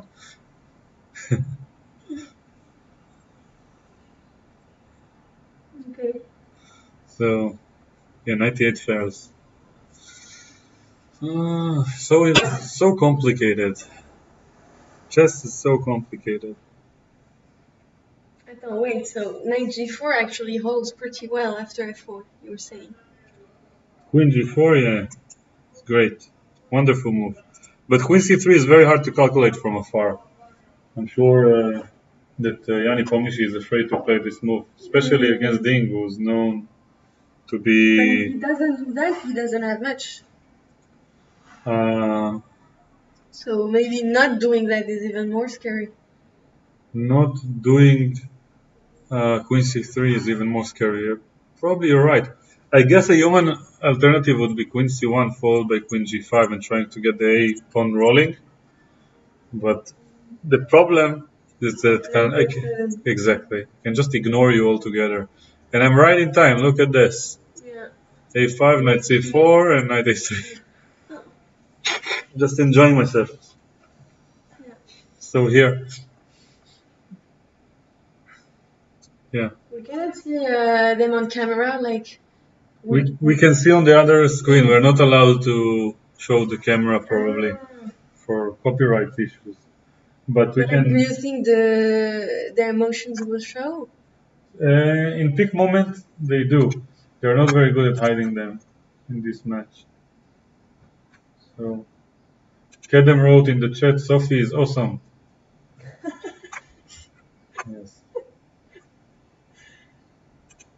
Thank you. So here you can see them if you want. Jan is very focused. Ding looks calm. Ding looks very calm and composed.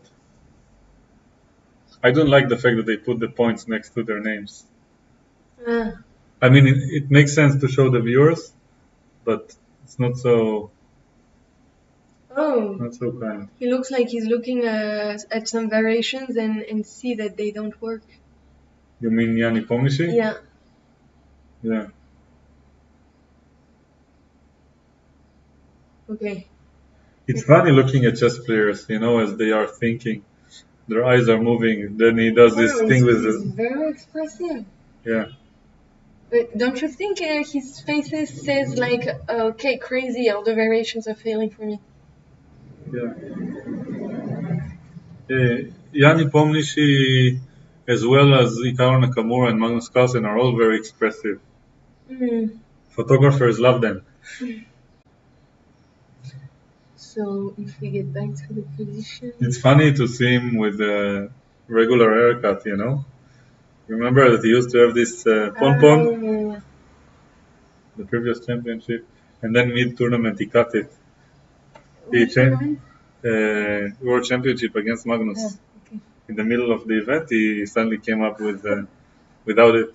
He just had a haircut. He changed. Oh, that was 2 moves. No. Queen c1, king h2 instantly. We can see it here. Also in the video. King h2. So you're right. He's going for queen c1. It's hard to play queen c3 without the assisted analysis. Remember queen c3, rook c7. The idea was bishop d3 to prepare queen c1. I mean that's insane. And then queen g5 and then yeah, with the pawn. Okay. So queen c1 was played, and now f6 was played. And now we don't have colors, so we can't tell if it's correct or not.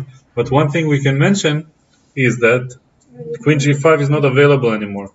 His idea is to play queen f4, but for example, after a move like queen e3, I'm not sure what's going on.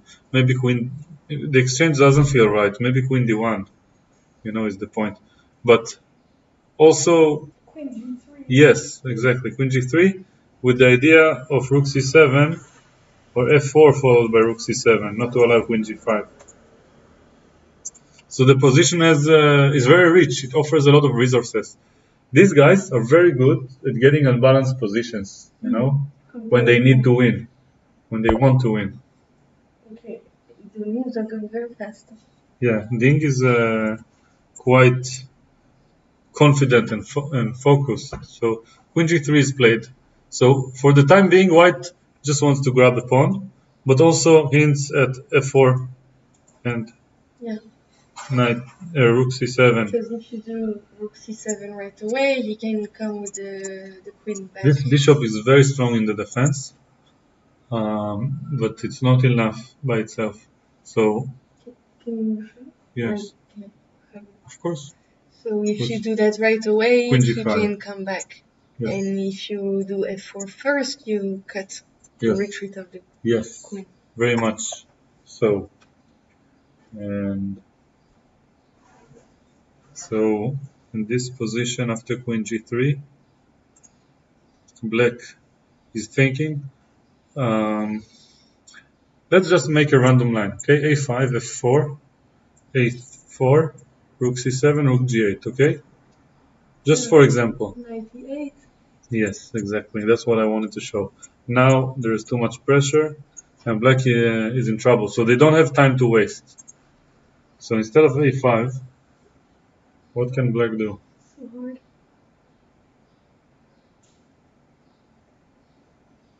Maybe queen d1 too, so that the white rook doesn't leave the fifth lane. Fifth, you know what? Yes, rank. Rank.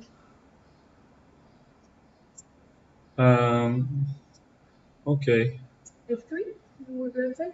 maybe just for fun. You know, I'm still threatening rook c7 all the same. Mm-hmm. 94 could be potentially annoying also, to block your bishop and get queen g6 going. Wow. Black is in such trouble. Yeah, it's really hard to suggest a move. When did it go so wrong for black? a5. Wow, Ah, what a okay, surprise. F4. Yeah, F4 and now queen d1. sure, Because you don't have F3 anymore. sure, but I agree that I don't.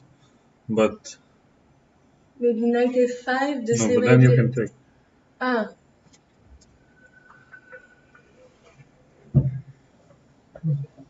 Let's see. He's trying for some counterplay.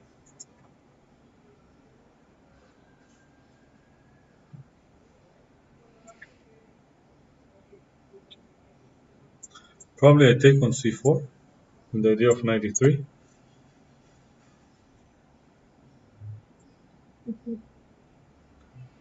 Let's just for the sake of argument do queen e2 to keep an eye on h5. 93, bishop e4.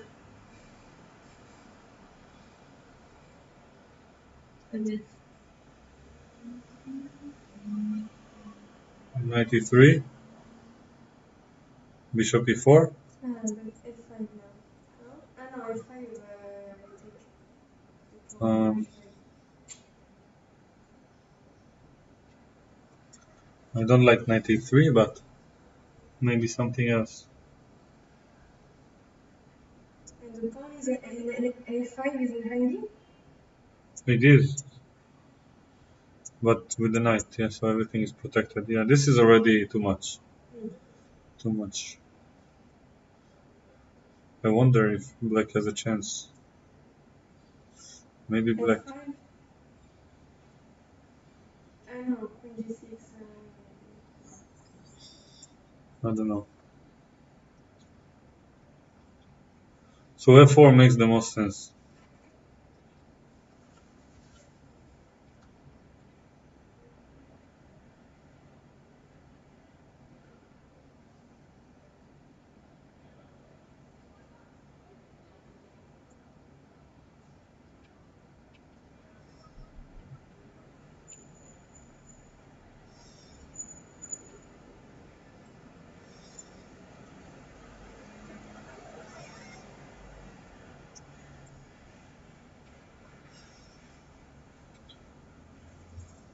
What about like a simple queen g4? Um, To overprotect h5 and then we can move the rook. g4.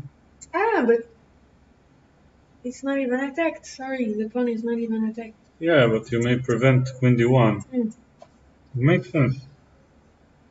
But maybe he can still play. But we don't see a problem with f4. Yeah, the problem is queen d1, no? But then I take all your pawns. Ah, yeah, true. Maybe here you should play 4. Then I go 93. Then take c2, rook c7, and try to survive like this.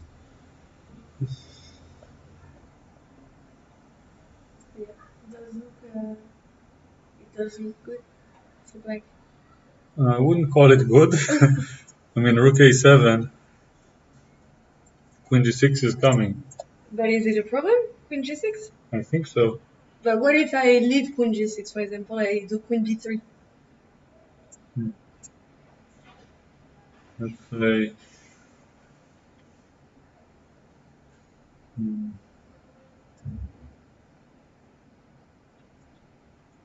I want to get to your pawn, but it's not easy by any means. Queen d3 check and d5. I think I arrive faster. We have our third guest who will join us shortly. d5. This looks winning for white, you know? 2 pawns. Why? I can also do the same with my pawn. Okay. Let's make a competition out of it.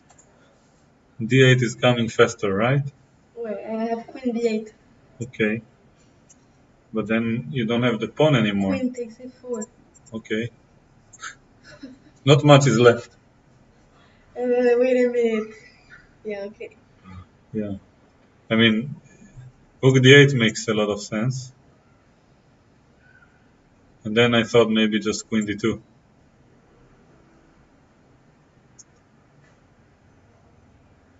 For you, this is clear? Like you can evaluate this position? I think white is winning, we can say. What is the, like, what do you look at on the board to say this? Well, For me, it looks like worst case, I'm playing this, and there's not much you can do. I can take d7 and hope check. for draw. Ah, shit, sorry. And okay, let's take another move, for example. Let's say king h7 so you can prevent my idea. Okay, we'll check it later. I don't think it played a4 by the sound of it. But so after a5, white took immediately, they didn't play there f4. are specific sounds for specific moves?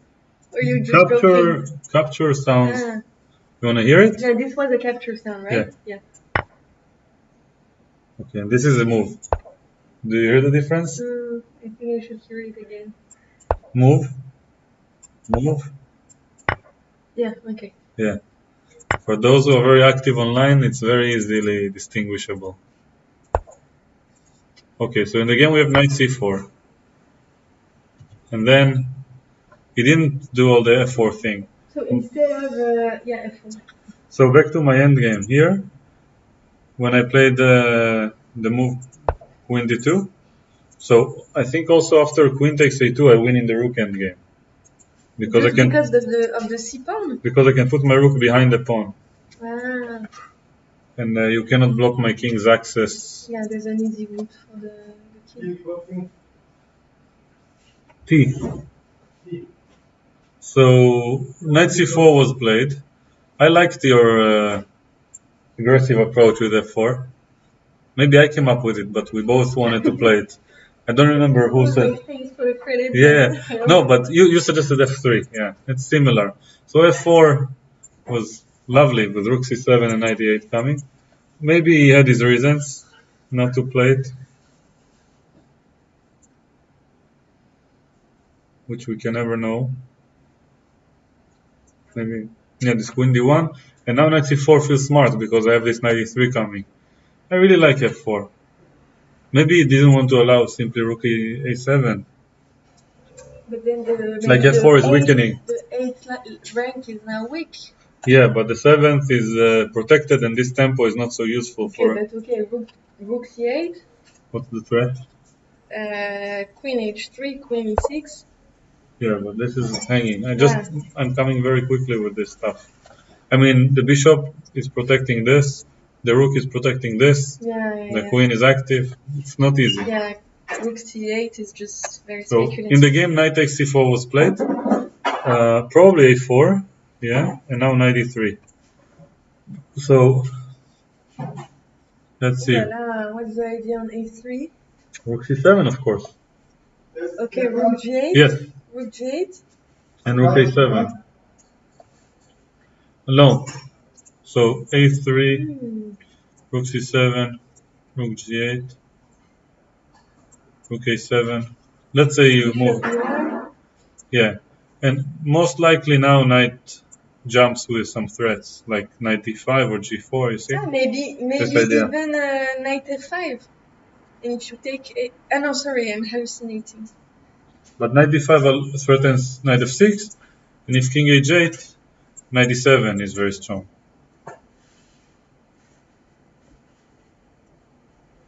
Okay, and now knight f5 will become a real move. If the Yes, rook moves. if the rook moves, knight f5 is the real move. We can all agree. So, yeah. I mean, it's still not completely obvious to me. Because the knight is still hanging, but if the knight takes the rook, maybe it's better.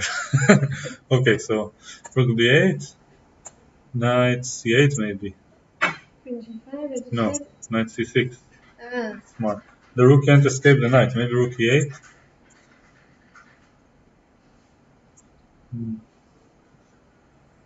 Let's say knight d5. Knight queen g5 I can take on a3. Okay, and what about also d5? Here? Yeah. a2. Yeah, but you're not talking between d6. Well. And I have d7 with a tempo now. Yeah, but the pawn on a2 is annoying. And I wouldn't say it's threatening, but there are a lot of threats. Okay, I still have d7 if you take my knight queen b8. Okay. And then let's do this. Okay. So if I queen, you do take h5. This is enough. Okay. Yeah. Yeah, it's very complicated. Hello, we have Or. I don't think the viewers will be able to hear you very well. They barely hear us, but on the other hand, there are no viewers. So maybe Kedem and Anna are here. But that's about it. Kedem? Yes. Sophie is awesome. Yeah. Agreed. So 93 is the last move that we saw by white. We tried to analyze a3 and probably failed. But we can determine that it's forced. Like rook c7 essentially forces rook g8. Rook a7 makes a lot of sense. And no matter what black does, white's probably interested in knight d5. Maybe king h8 in advance to avoid a pin. And now after king h8, I can take. This is lost. So never mind. So you don't have time. Maybe in the game, 93 was played. And a3 is what we try to anticipate. Maybe rook a7, but now, unlike the previous line, queen b8 is coming very fast. And the knight is very good in the defense. Followed by checkmate ideas. What prevented us to do queen d8 in the previous line? Well, if I... The knight was in d6? Yeah, the knight was in d6. I think it was some position that was crazy. Like here, to your question, these two pieces were in the way. You had f4. Okay. Yes. So 93. Where is it? 93. And now either a3 or something else. But it's very interesting to try to evaluate without seeing the Lichess chat going crazy. It's hard for me. If I try our Lichess chat, because not our, just here when watching the championship. Everybody's suggesting a move. Some people sometimes mention the evaluation and stuff. Oh, it was a move. Not a capture. He's playing really quickly. So, how much time does he have? There was another move. Yes. Okay.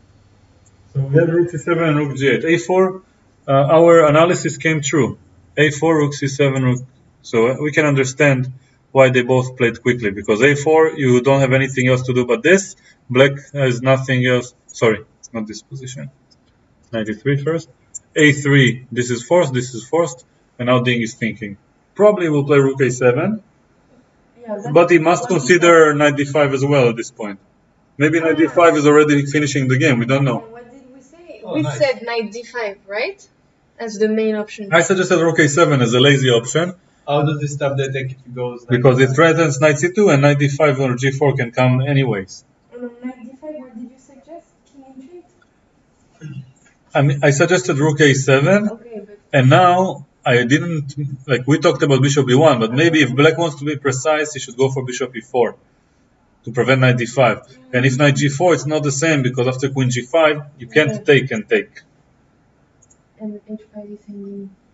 Yes. However, maybe I have some sophisticated move like king g1. Ah, no, but then you can repeat moves. So And what about knight d5? If immediately, what can he do instead of look at this. Maybe I have f3. Just to make.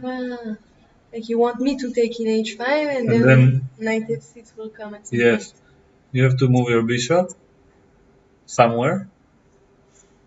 And my point was to just play with these 2 pawns up. Yeah, but I think we heard the move, right? Knight g4 immediately. Yeah, Ding is a beast, you know, he doesn't care. He doesn't care about our calculations. He plays knight g4. D4, no? Knight D5. but my lichess showed. No, it's not lichess. Knight d5. Sorry.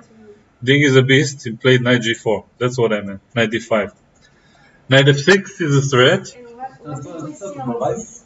King h8 is the only way to stop it. But then, And we can assume that knight e7 is coming next with the idea of knight xg8. how does black defend here? He has to Let's say move. just He has move to the move the rook somewhere, and queen g5 is the only idea. That's the only idea by black. That's why I wanted to put rook Maybe e7 queen first. to g6 now? d5 stuff. Queen? So it wasn't No. queen. And so I don't see a win quite yet. If it goes to f5 now, Then queen g5, forcing you to take, and your knight is hanging, yeah, and it's not so easy to win. okay. So probably knight e7 is not the most convincing move that I've ever seen, but maybe there are other ideas. So let's check. Like king to g1. Maybe just rook a7? So Oh no. here I'm trying to understand. Maybe I can just go for this f4 idea. Take queen And- d1 again. Queen d1 again, and no, let's try some other maneuver. Let's go here, knight c6. But you have queen g5 again. Terrible.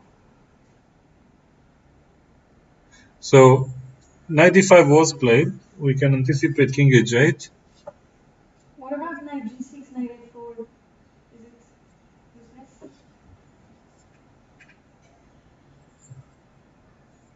useless? You mean knight f4 here? No, like for example, Here? f7, knight g6. Oh, you think? Yeah, of course. And then come back. Okay. Okay. Then they put one as a pawn. Yes. Mm-hmm. So what about knight a4 instead of knight d7?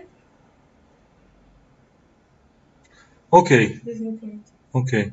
New concept. Knight d5. Queen g5 only move. No, you can come back. But if queen g5, my point is to take and go h6. And if you take with this pawn, I just go for the endgame, you know?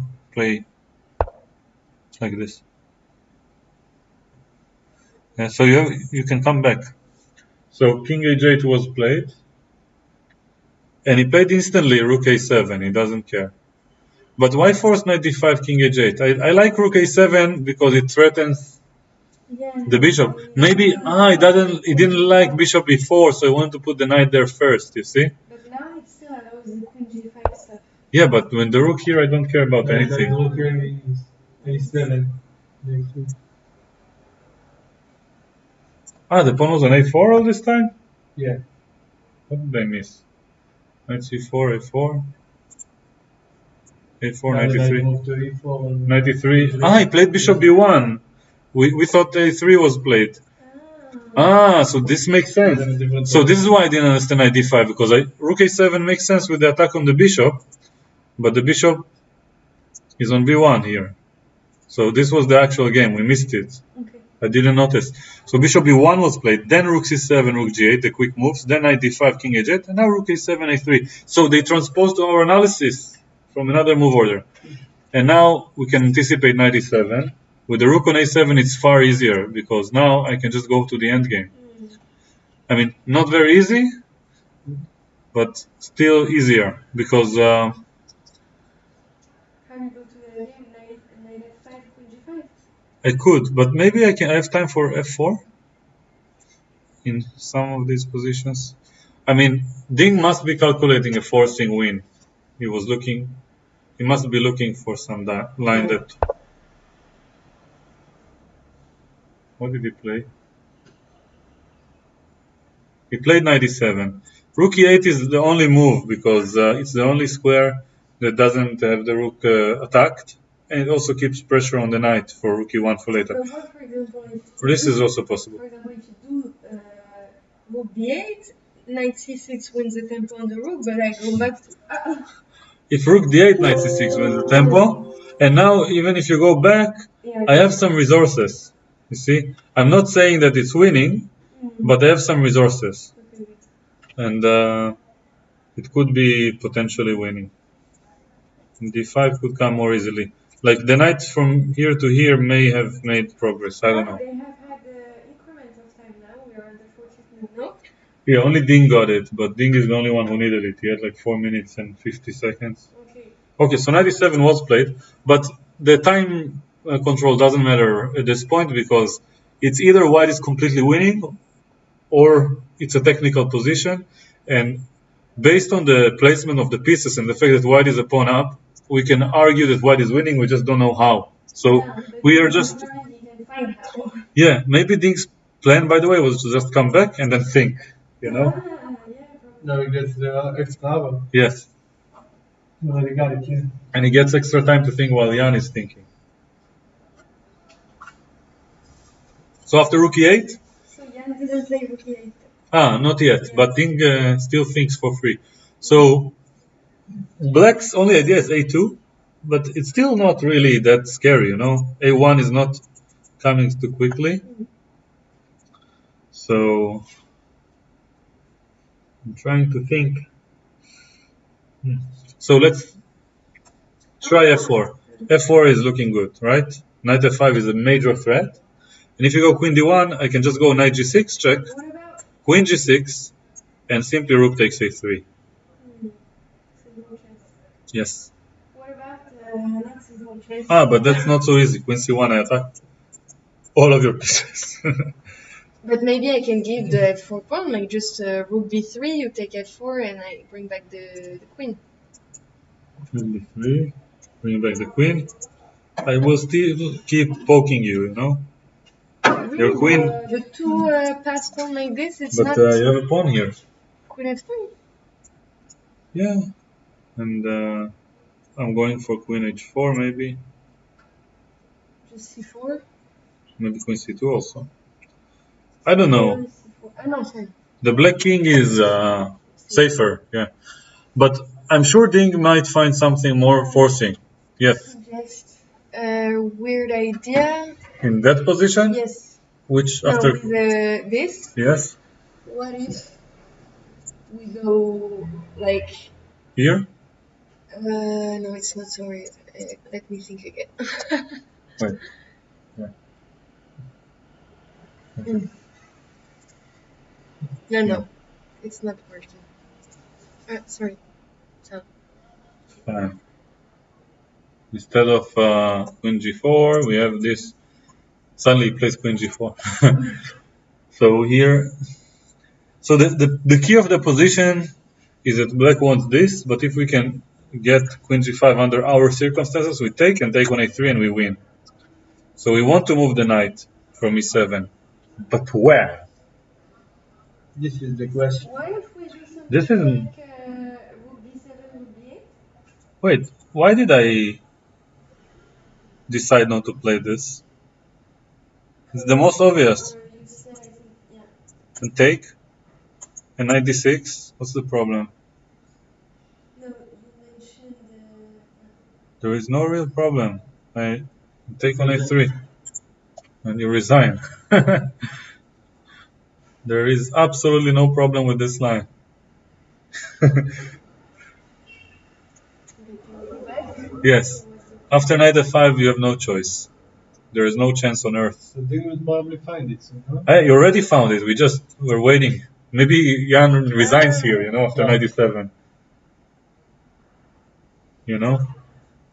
Okay, so let's see. Rook somewhere, knight f5. I attack this 3 times. 3 times on g7.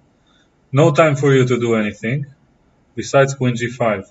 I mean, just for the sake of argument, if you play g5, which looks like a bullet move to try to survive, then yeah. But just for the sake of simplicity, I can plan queen c7 ideas. I can go here. Actually, even easier. Queen c7, only move, takes, knight d6 with tempo, and then rook a3, all the same. Just worst case. Of course, there are easier wins, but just to demonstrate. And this is the worst case scenario. Probably this is much faster because I can just bring my queen to c7. You see, also like this, without queen f4. So rook g8 only move. Sorry, queen g5 only move. Rook g8 I can simply take. So queen g5 only move, and actually I can just go. Yeah, there's no need for fancy moves. I want to go knight g7, but yeah. I don't know. Rook f8 was played. No, every time they make a move, it takes time because there are sometimes mistakes. So this line looks really easy, right? Takes, knight d6. You don't have time for rook d8, and I take on a3, and okay, let's check. Rook here. I give you checkmate probably with rook a8 and knight f7 and h6. Okay, so you have to move along the line. Then I take, and that's what I like to refer to as a resignable. It's like there is absolutely nothing that black can do. Yeah, so 97. Wow, this championship will go down in history as the weakest world championship. Every game, both players make tons of mistakes. I mean, for their standards. Without the world champion participating, no? Yes. Kasparov did it also, but no, Fischer did it. Fischer did. But then Karpov just took the title in 72. And without a fight against someone? Without a tournament? Or 75, I think. No, 72 was when Fischer won the championship, and 75 was when Karpov just got it for free. Karpov qualified, and then Fischer, I don't remember the exact numbers, but Fischer wrote a contract with 128 fixes, and he was like, if you don't do this with the lamp there and the chair and no cameras and this and that and no mosquitoes under the chairs, and he had a lot of conditions, then even if you don't meet one of my conditions, I don't play. And he wanted also a very increased prize fund because he claimed he's a superstar, which he was correct. And they agreed to everything except not playing on Saturday or something like this, no? I don't remember the detail, but I remember that 120 of the different things they agreed, and there are 5 or 8 that they didn't agree because they said that, okay, we want to agree, but we just simply can't. Our hands are tied. And it's like, okay, then I don't play. Screw you guys. I'm going home. He didn't come back. He quit chess after that. And yes, and he played against Spassky in 1992, I think, to celebrate 20 years to his major win. And then he beat Spassky again very easily. And he was also playing very good chess, and everyone was so excited Fischer is back. But he just did it for the money, and then he left. He just needed the money. But there was this game against... This is how crazy it was at the time. Yeah.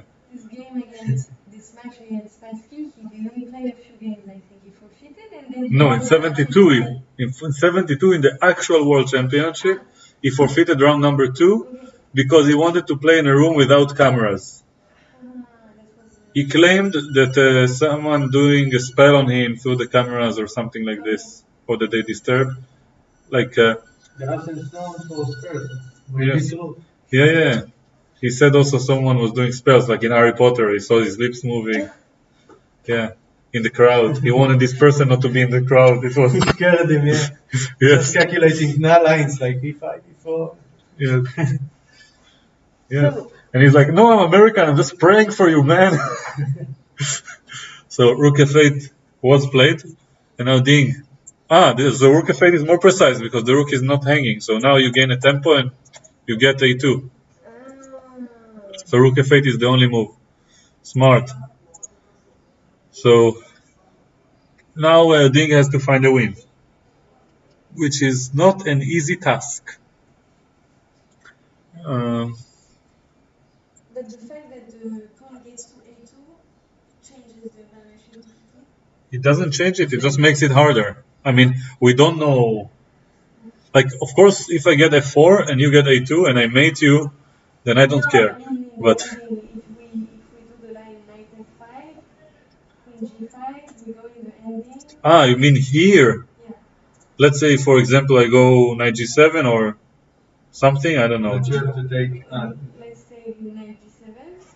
Yes. e2. Okay. The evaluation is completely changed here. Knight e6. Well, this is an extra pawn, so it's a very useful one. It's probably still winning It's for not white. won anymore. No, it's probably still winning, but I'm sure there is a cleaner way. That's what I'm trying to say. Like here, maybe I can just push the d pawn straight away. Maybe I was considering also another line earlier. So with the rook on g7, on f8,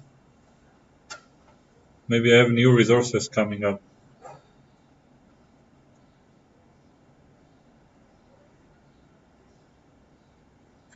Let me think. So knight g7,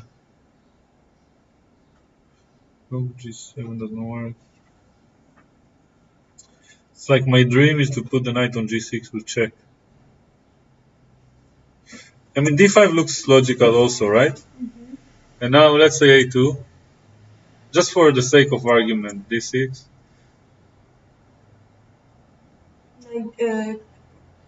Queen d1. Yes. And like my point was to let you do what you want, but get something better in return. Like something like, how can I put the knight somewhere? For example, check, but it's a check. Okay, I take.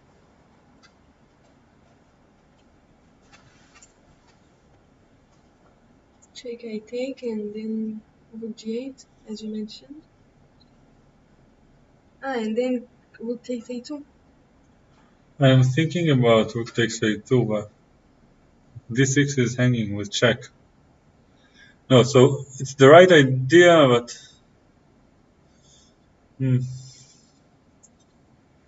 let's think.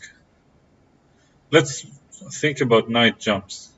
Because if the knight is not hanging on f5, then it's okay. So for example, knight c6, okay? What do? Rook g8 only move? Okay. Now, knight d8. Just for example, I'm just trying. Okay, a2. Knight e6.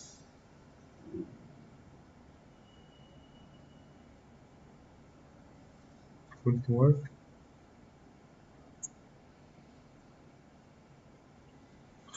I have an idea. Here, knight f7 and rook a2.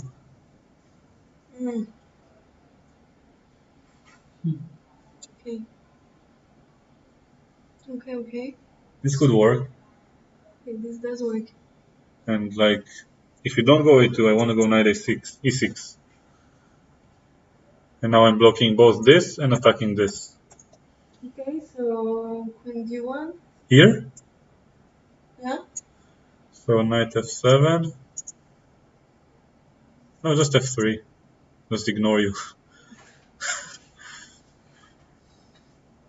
Like an overpowered villain, you know? Like,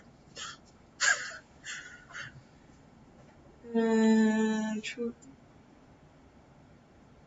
yeah. Queen b3.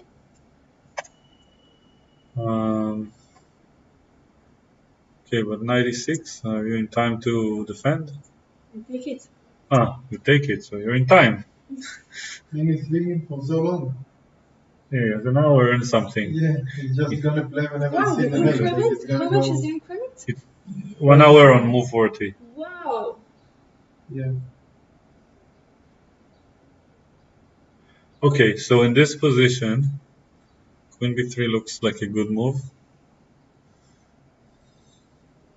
Let's give you a check just because it's check.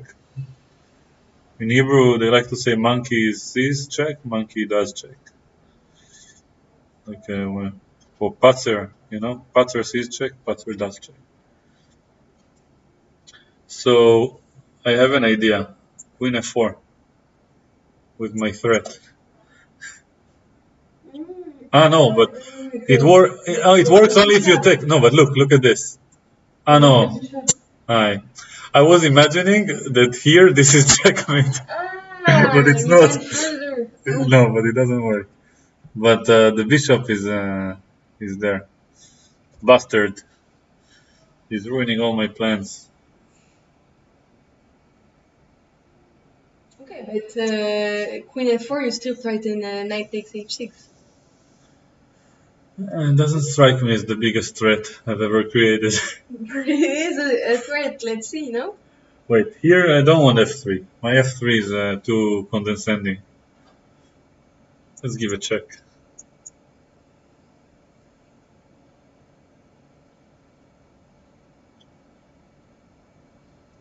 This bishop is terrible.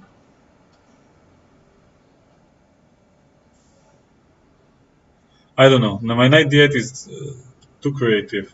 I think there must be something more technical. What do we think about ideas like, no, it's too... We need to keep the rook on the A file. I was thinking about rook b7 and b8. Okay, so let's try for something simpler. The bishop is annoying us. Why not queen f3, rook Okay, a8? I solved it. Which move did you want? Queen f3 and rook a8. This is nice. Queen f3 is a nice idea. But probably after queen f3 I go for activity, right? Yeah, but I protect my h5 pawn in the same time. Queen e1 is probably my main resource. Ah, and you protect your rook with queen takes knight. If I do rook a8. I can also just go king h7. Yeah, but then Just king h7 is good. I feel now I can just roll in with d5, d6. What do you do after this? d5. Ah, knight f5 also could work here. This is good because now you have time. You take and rook. Ah, a3 is not hanging. So what do you do after king h7? Okay, I need to... Oh, queen f3 is a nice idea.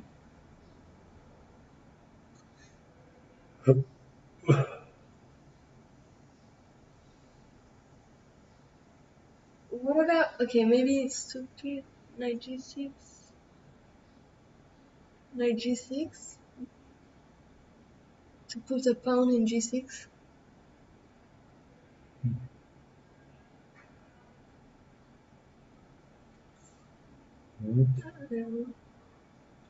Here? Yeah, What's the point?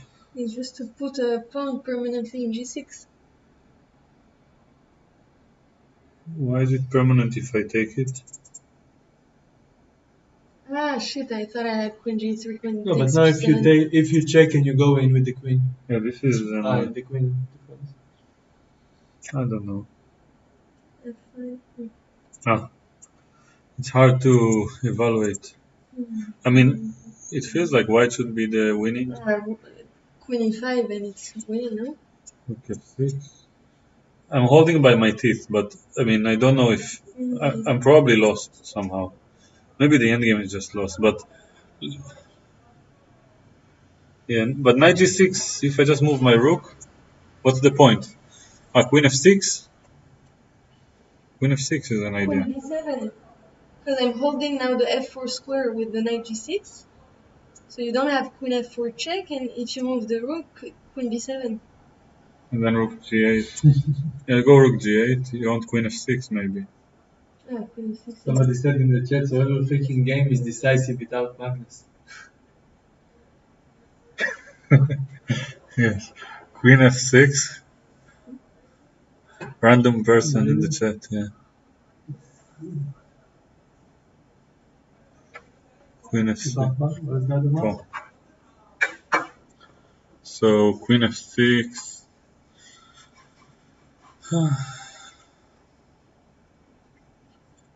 It's nice. Very nice position. Okay, I'll be looking for the win.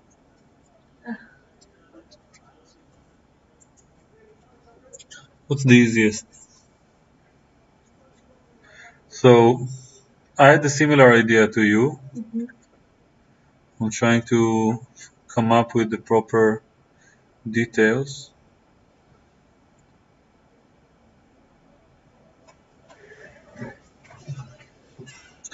So I was thinking to start with queen e3. What do you do now? Queen e3, the technical move. I'll explain it in a moment. Just you play with black and then I'll show. Maybe queen d1? Yes, and now my idea was queen f3, following to transposing into your idea but with tempo. Nice. And now if you take and go a2, knight g6, and you are completely lost. What if? Oh yeah, nice. So this is my idea. Queen e3 to gain time. Okay, so. Because your queen has no squares. Okay, so I guess not queen d1. Yeah, but if I protect from queen f4 with tempo, then I don't think you will have anything left to do. So let's try. For example, queen b2. Queen b2, and now Or maybe. No, sorry. queen b2. So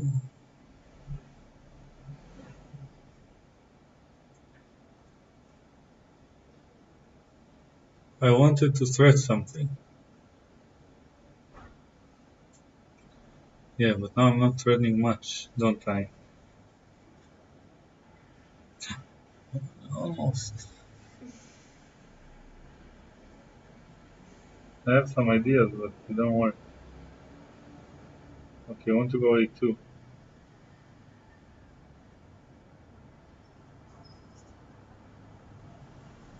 What happens already if we just move the d pawn ahead? Like d5, d6? I know there's queen b8 coming. Look at my idea. My silly idea. I'm taking queen b8. Now? No, if you do knight g6, I thought Yeah. you were gonna suggest. No. Not yet. Yeah, but queen e3 is not smart enough. Okay, is this stupid? Can I show a beginner's idea? Sure. Okay. Sorry. Can I show?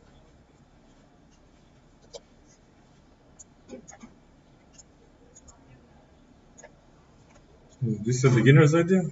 No, I mean it's like far stretched. I think it takes experience to be this kind of a beginner. Like most beginners, they're like check, you know. Like utopia. Beginner's idea: d5, rook e4, rook g4. I like it. It's definitely utopia. But But how do you counter it? well, I start with A2. Ding plays it now. A2. Okay, rook A4. Wow, that's looking extremely passive. D5 was played. Wait, let's see. Wow. Yes, wait, let's see. Let's see. Wait. A4 wasn't played. Okay, but let's see. Yeah. A2, rook A4. Let's see. What's your threat? Rook G4. Yeah. You try to Is it the threat? because your knight blocks you. But you stop it here, right? It's like you imagine that this is a black knight and you can't move it, so you try to go behind it, you know.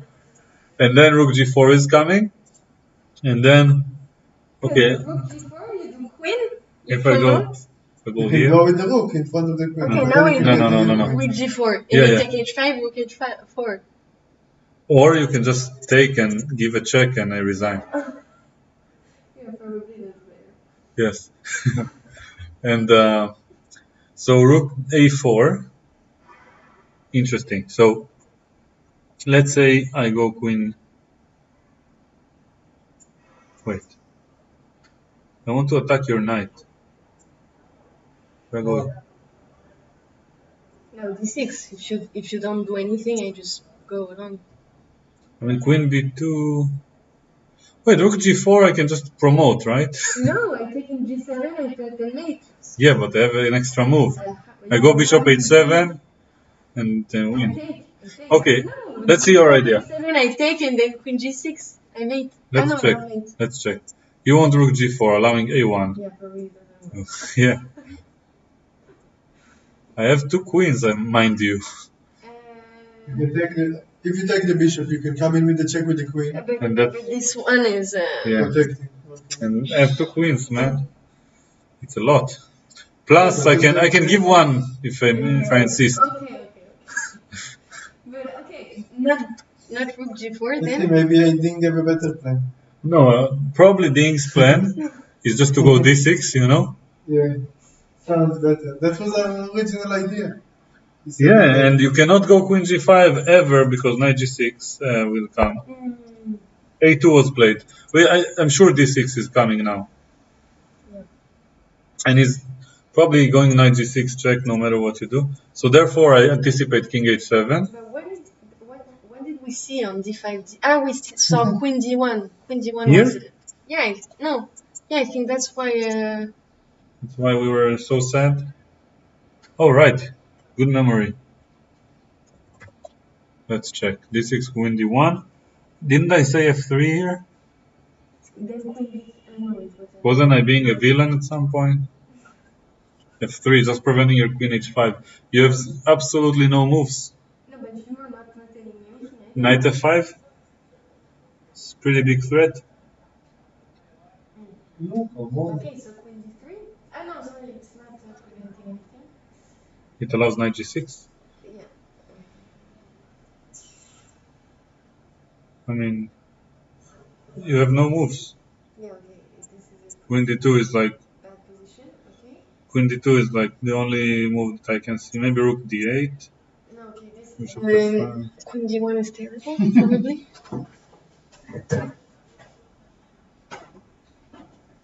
I mean, Wow. maybe the position is terrible. After D6, You can calculate Let's that. finish before I go back. Okay, stop, Okay. please, Jan. Relax.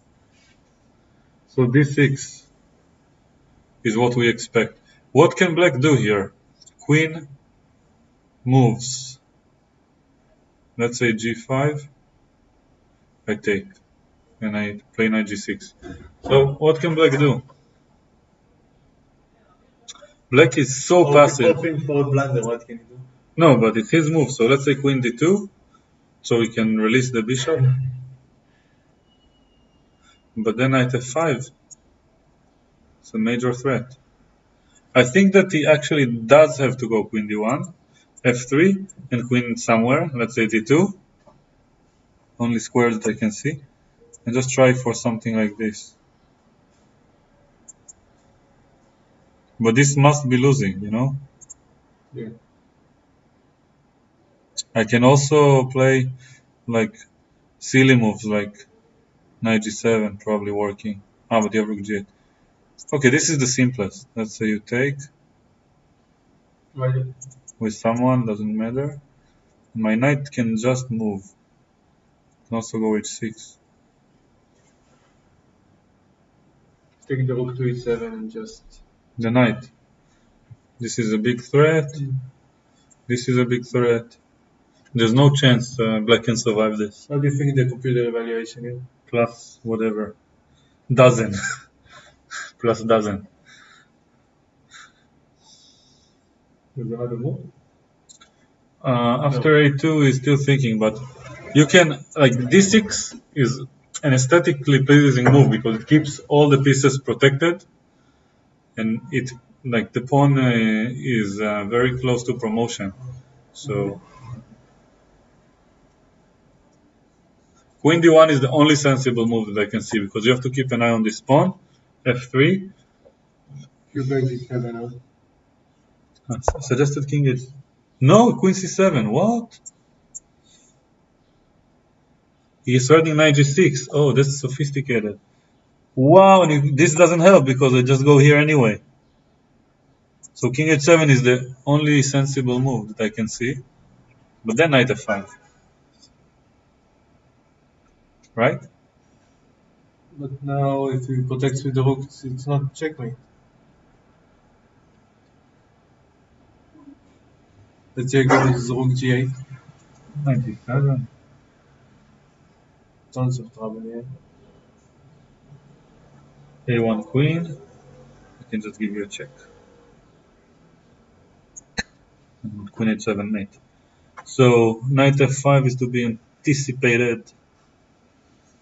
But don't I have this rook f7 idea? Take. Yeah, knight g3. And there is no check. No, but why would you... The point is queen f4 check. Ah. So king h7 seems like the only move. Knight f5.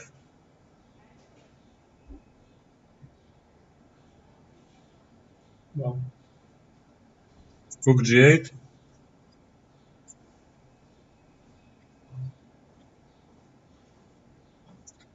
Knight g7. Then knight f5 is too strong of a threat. I mean, king h8 only move to prevent knight f5. Then I go knight e6 or knight e8. I'm not threatening anything.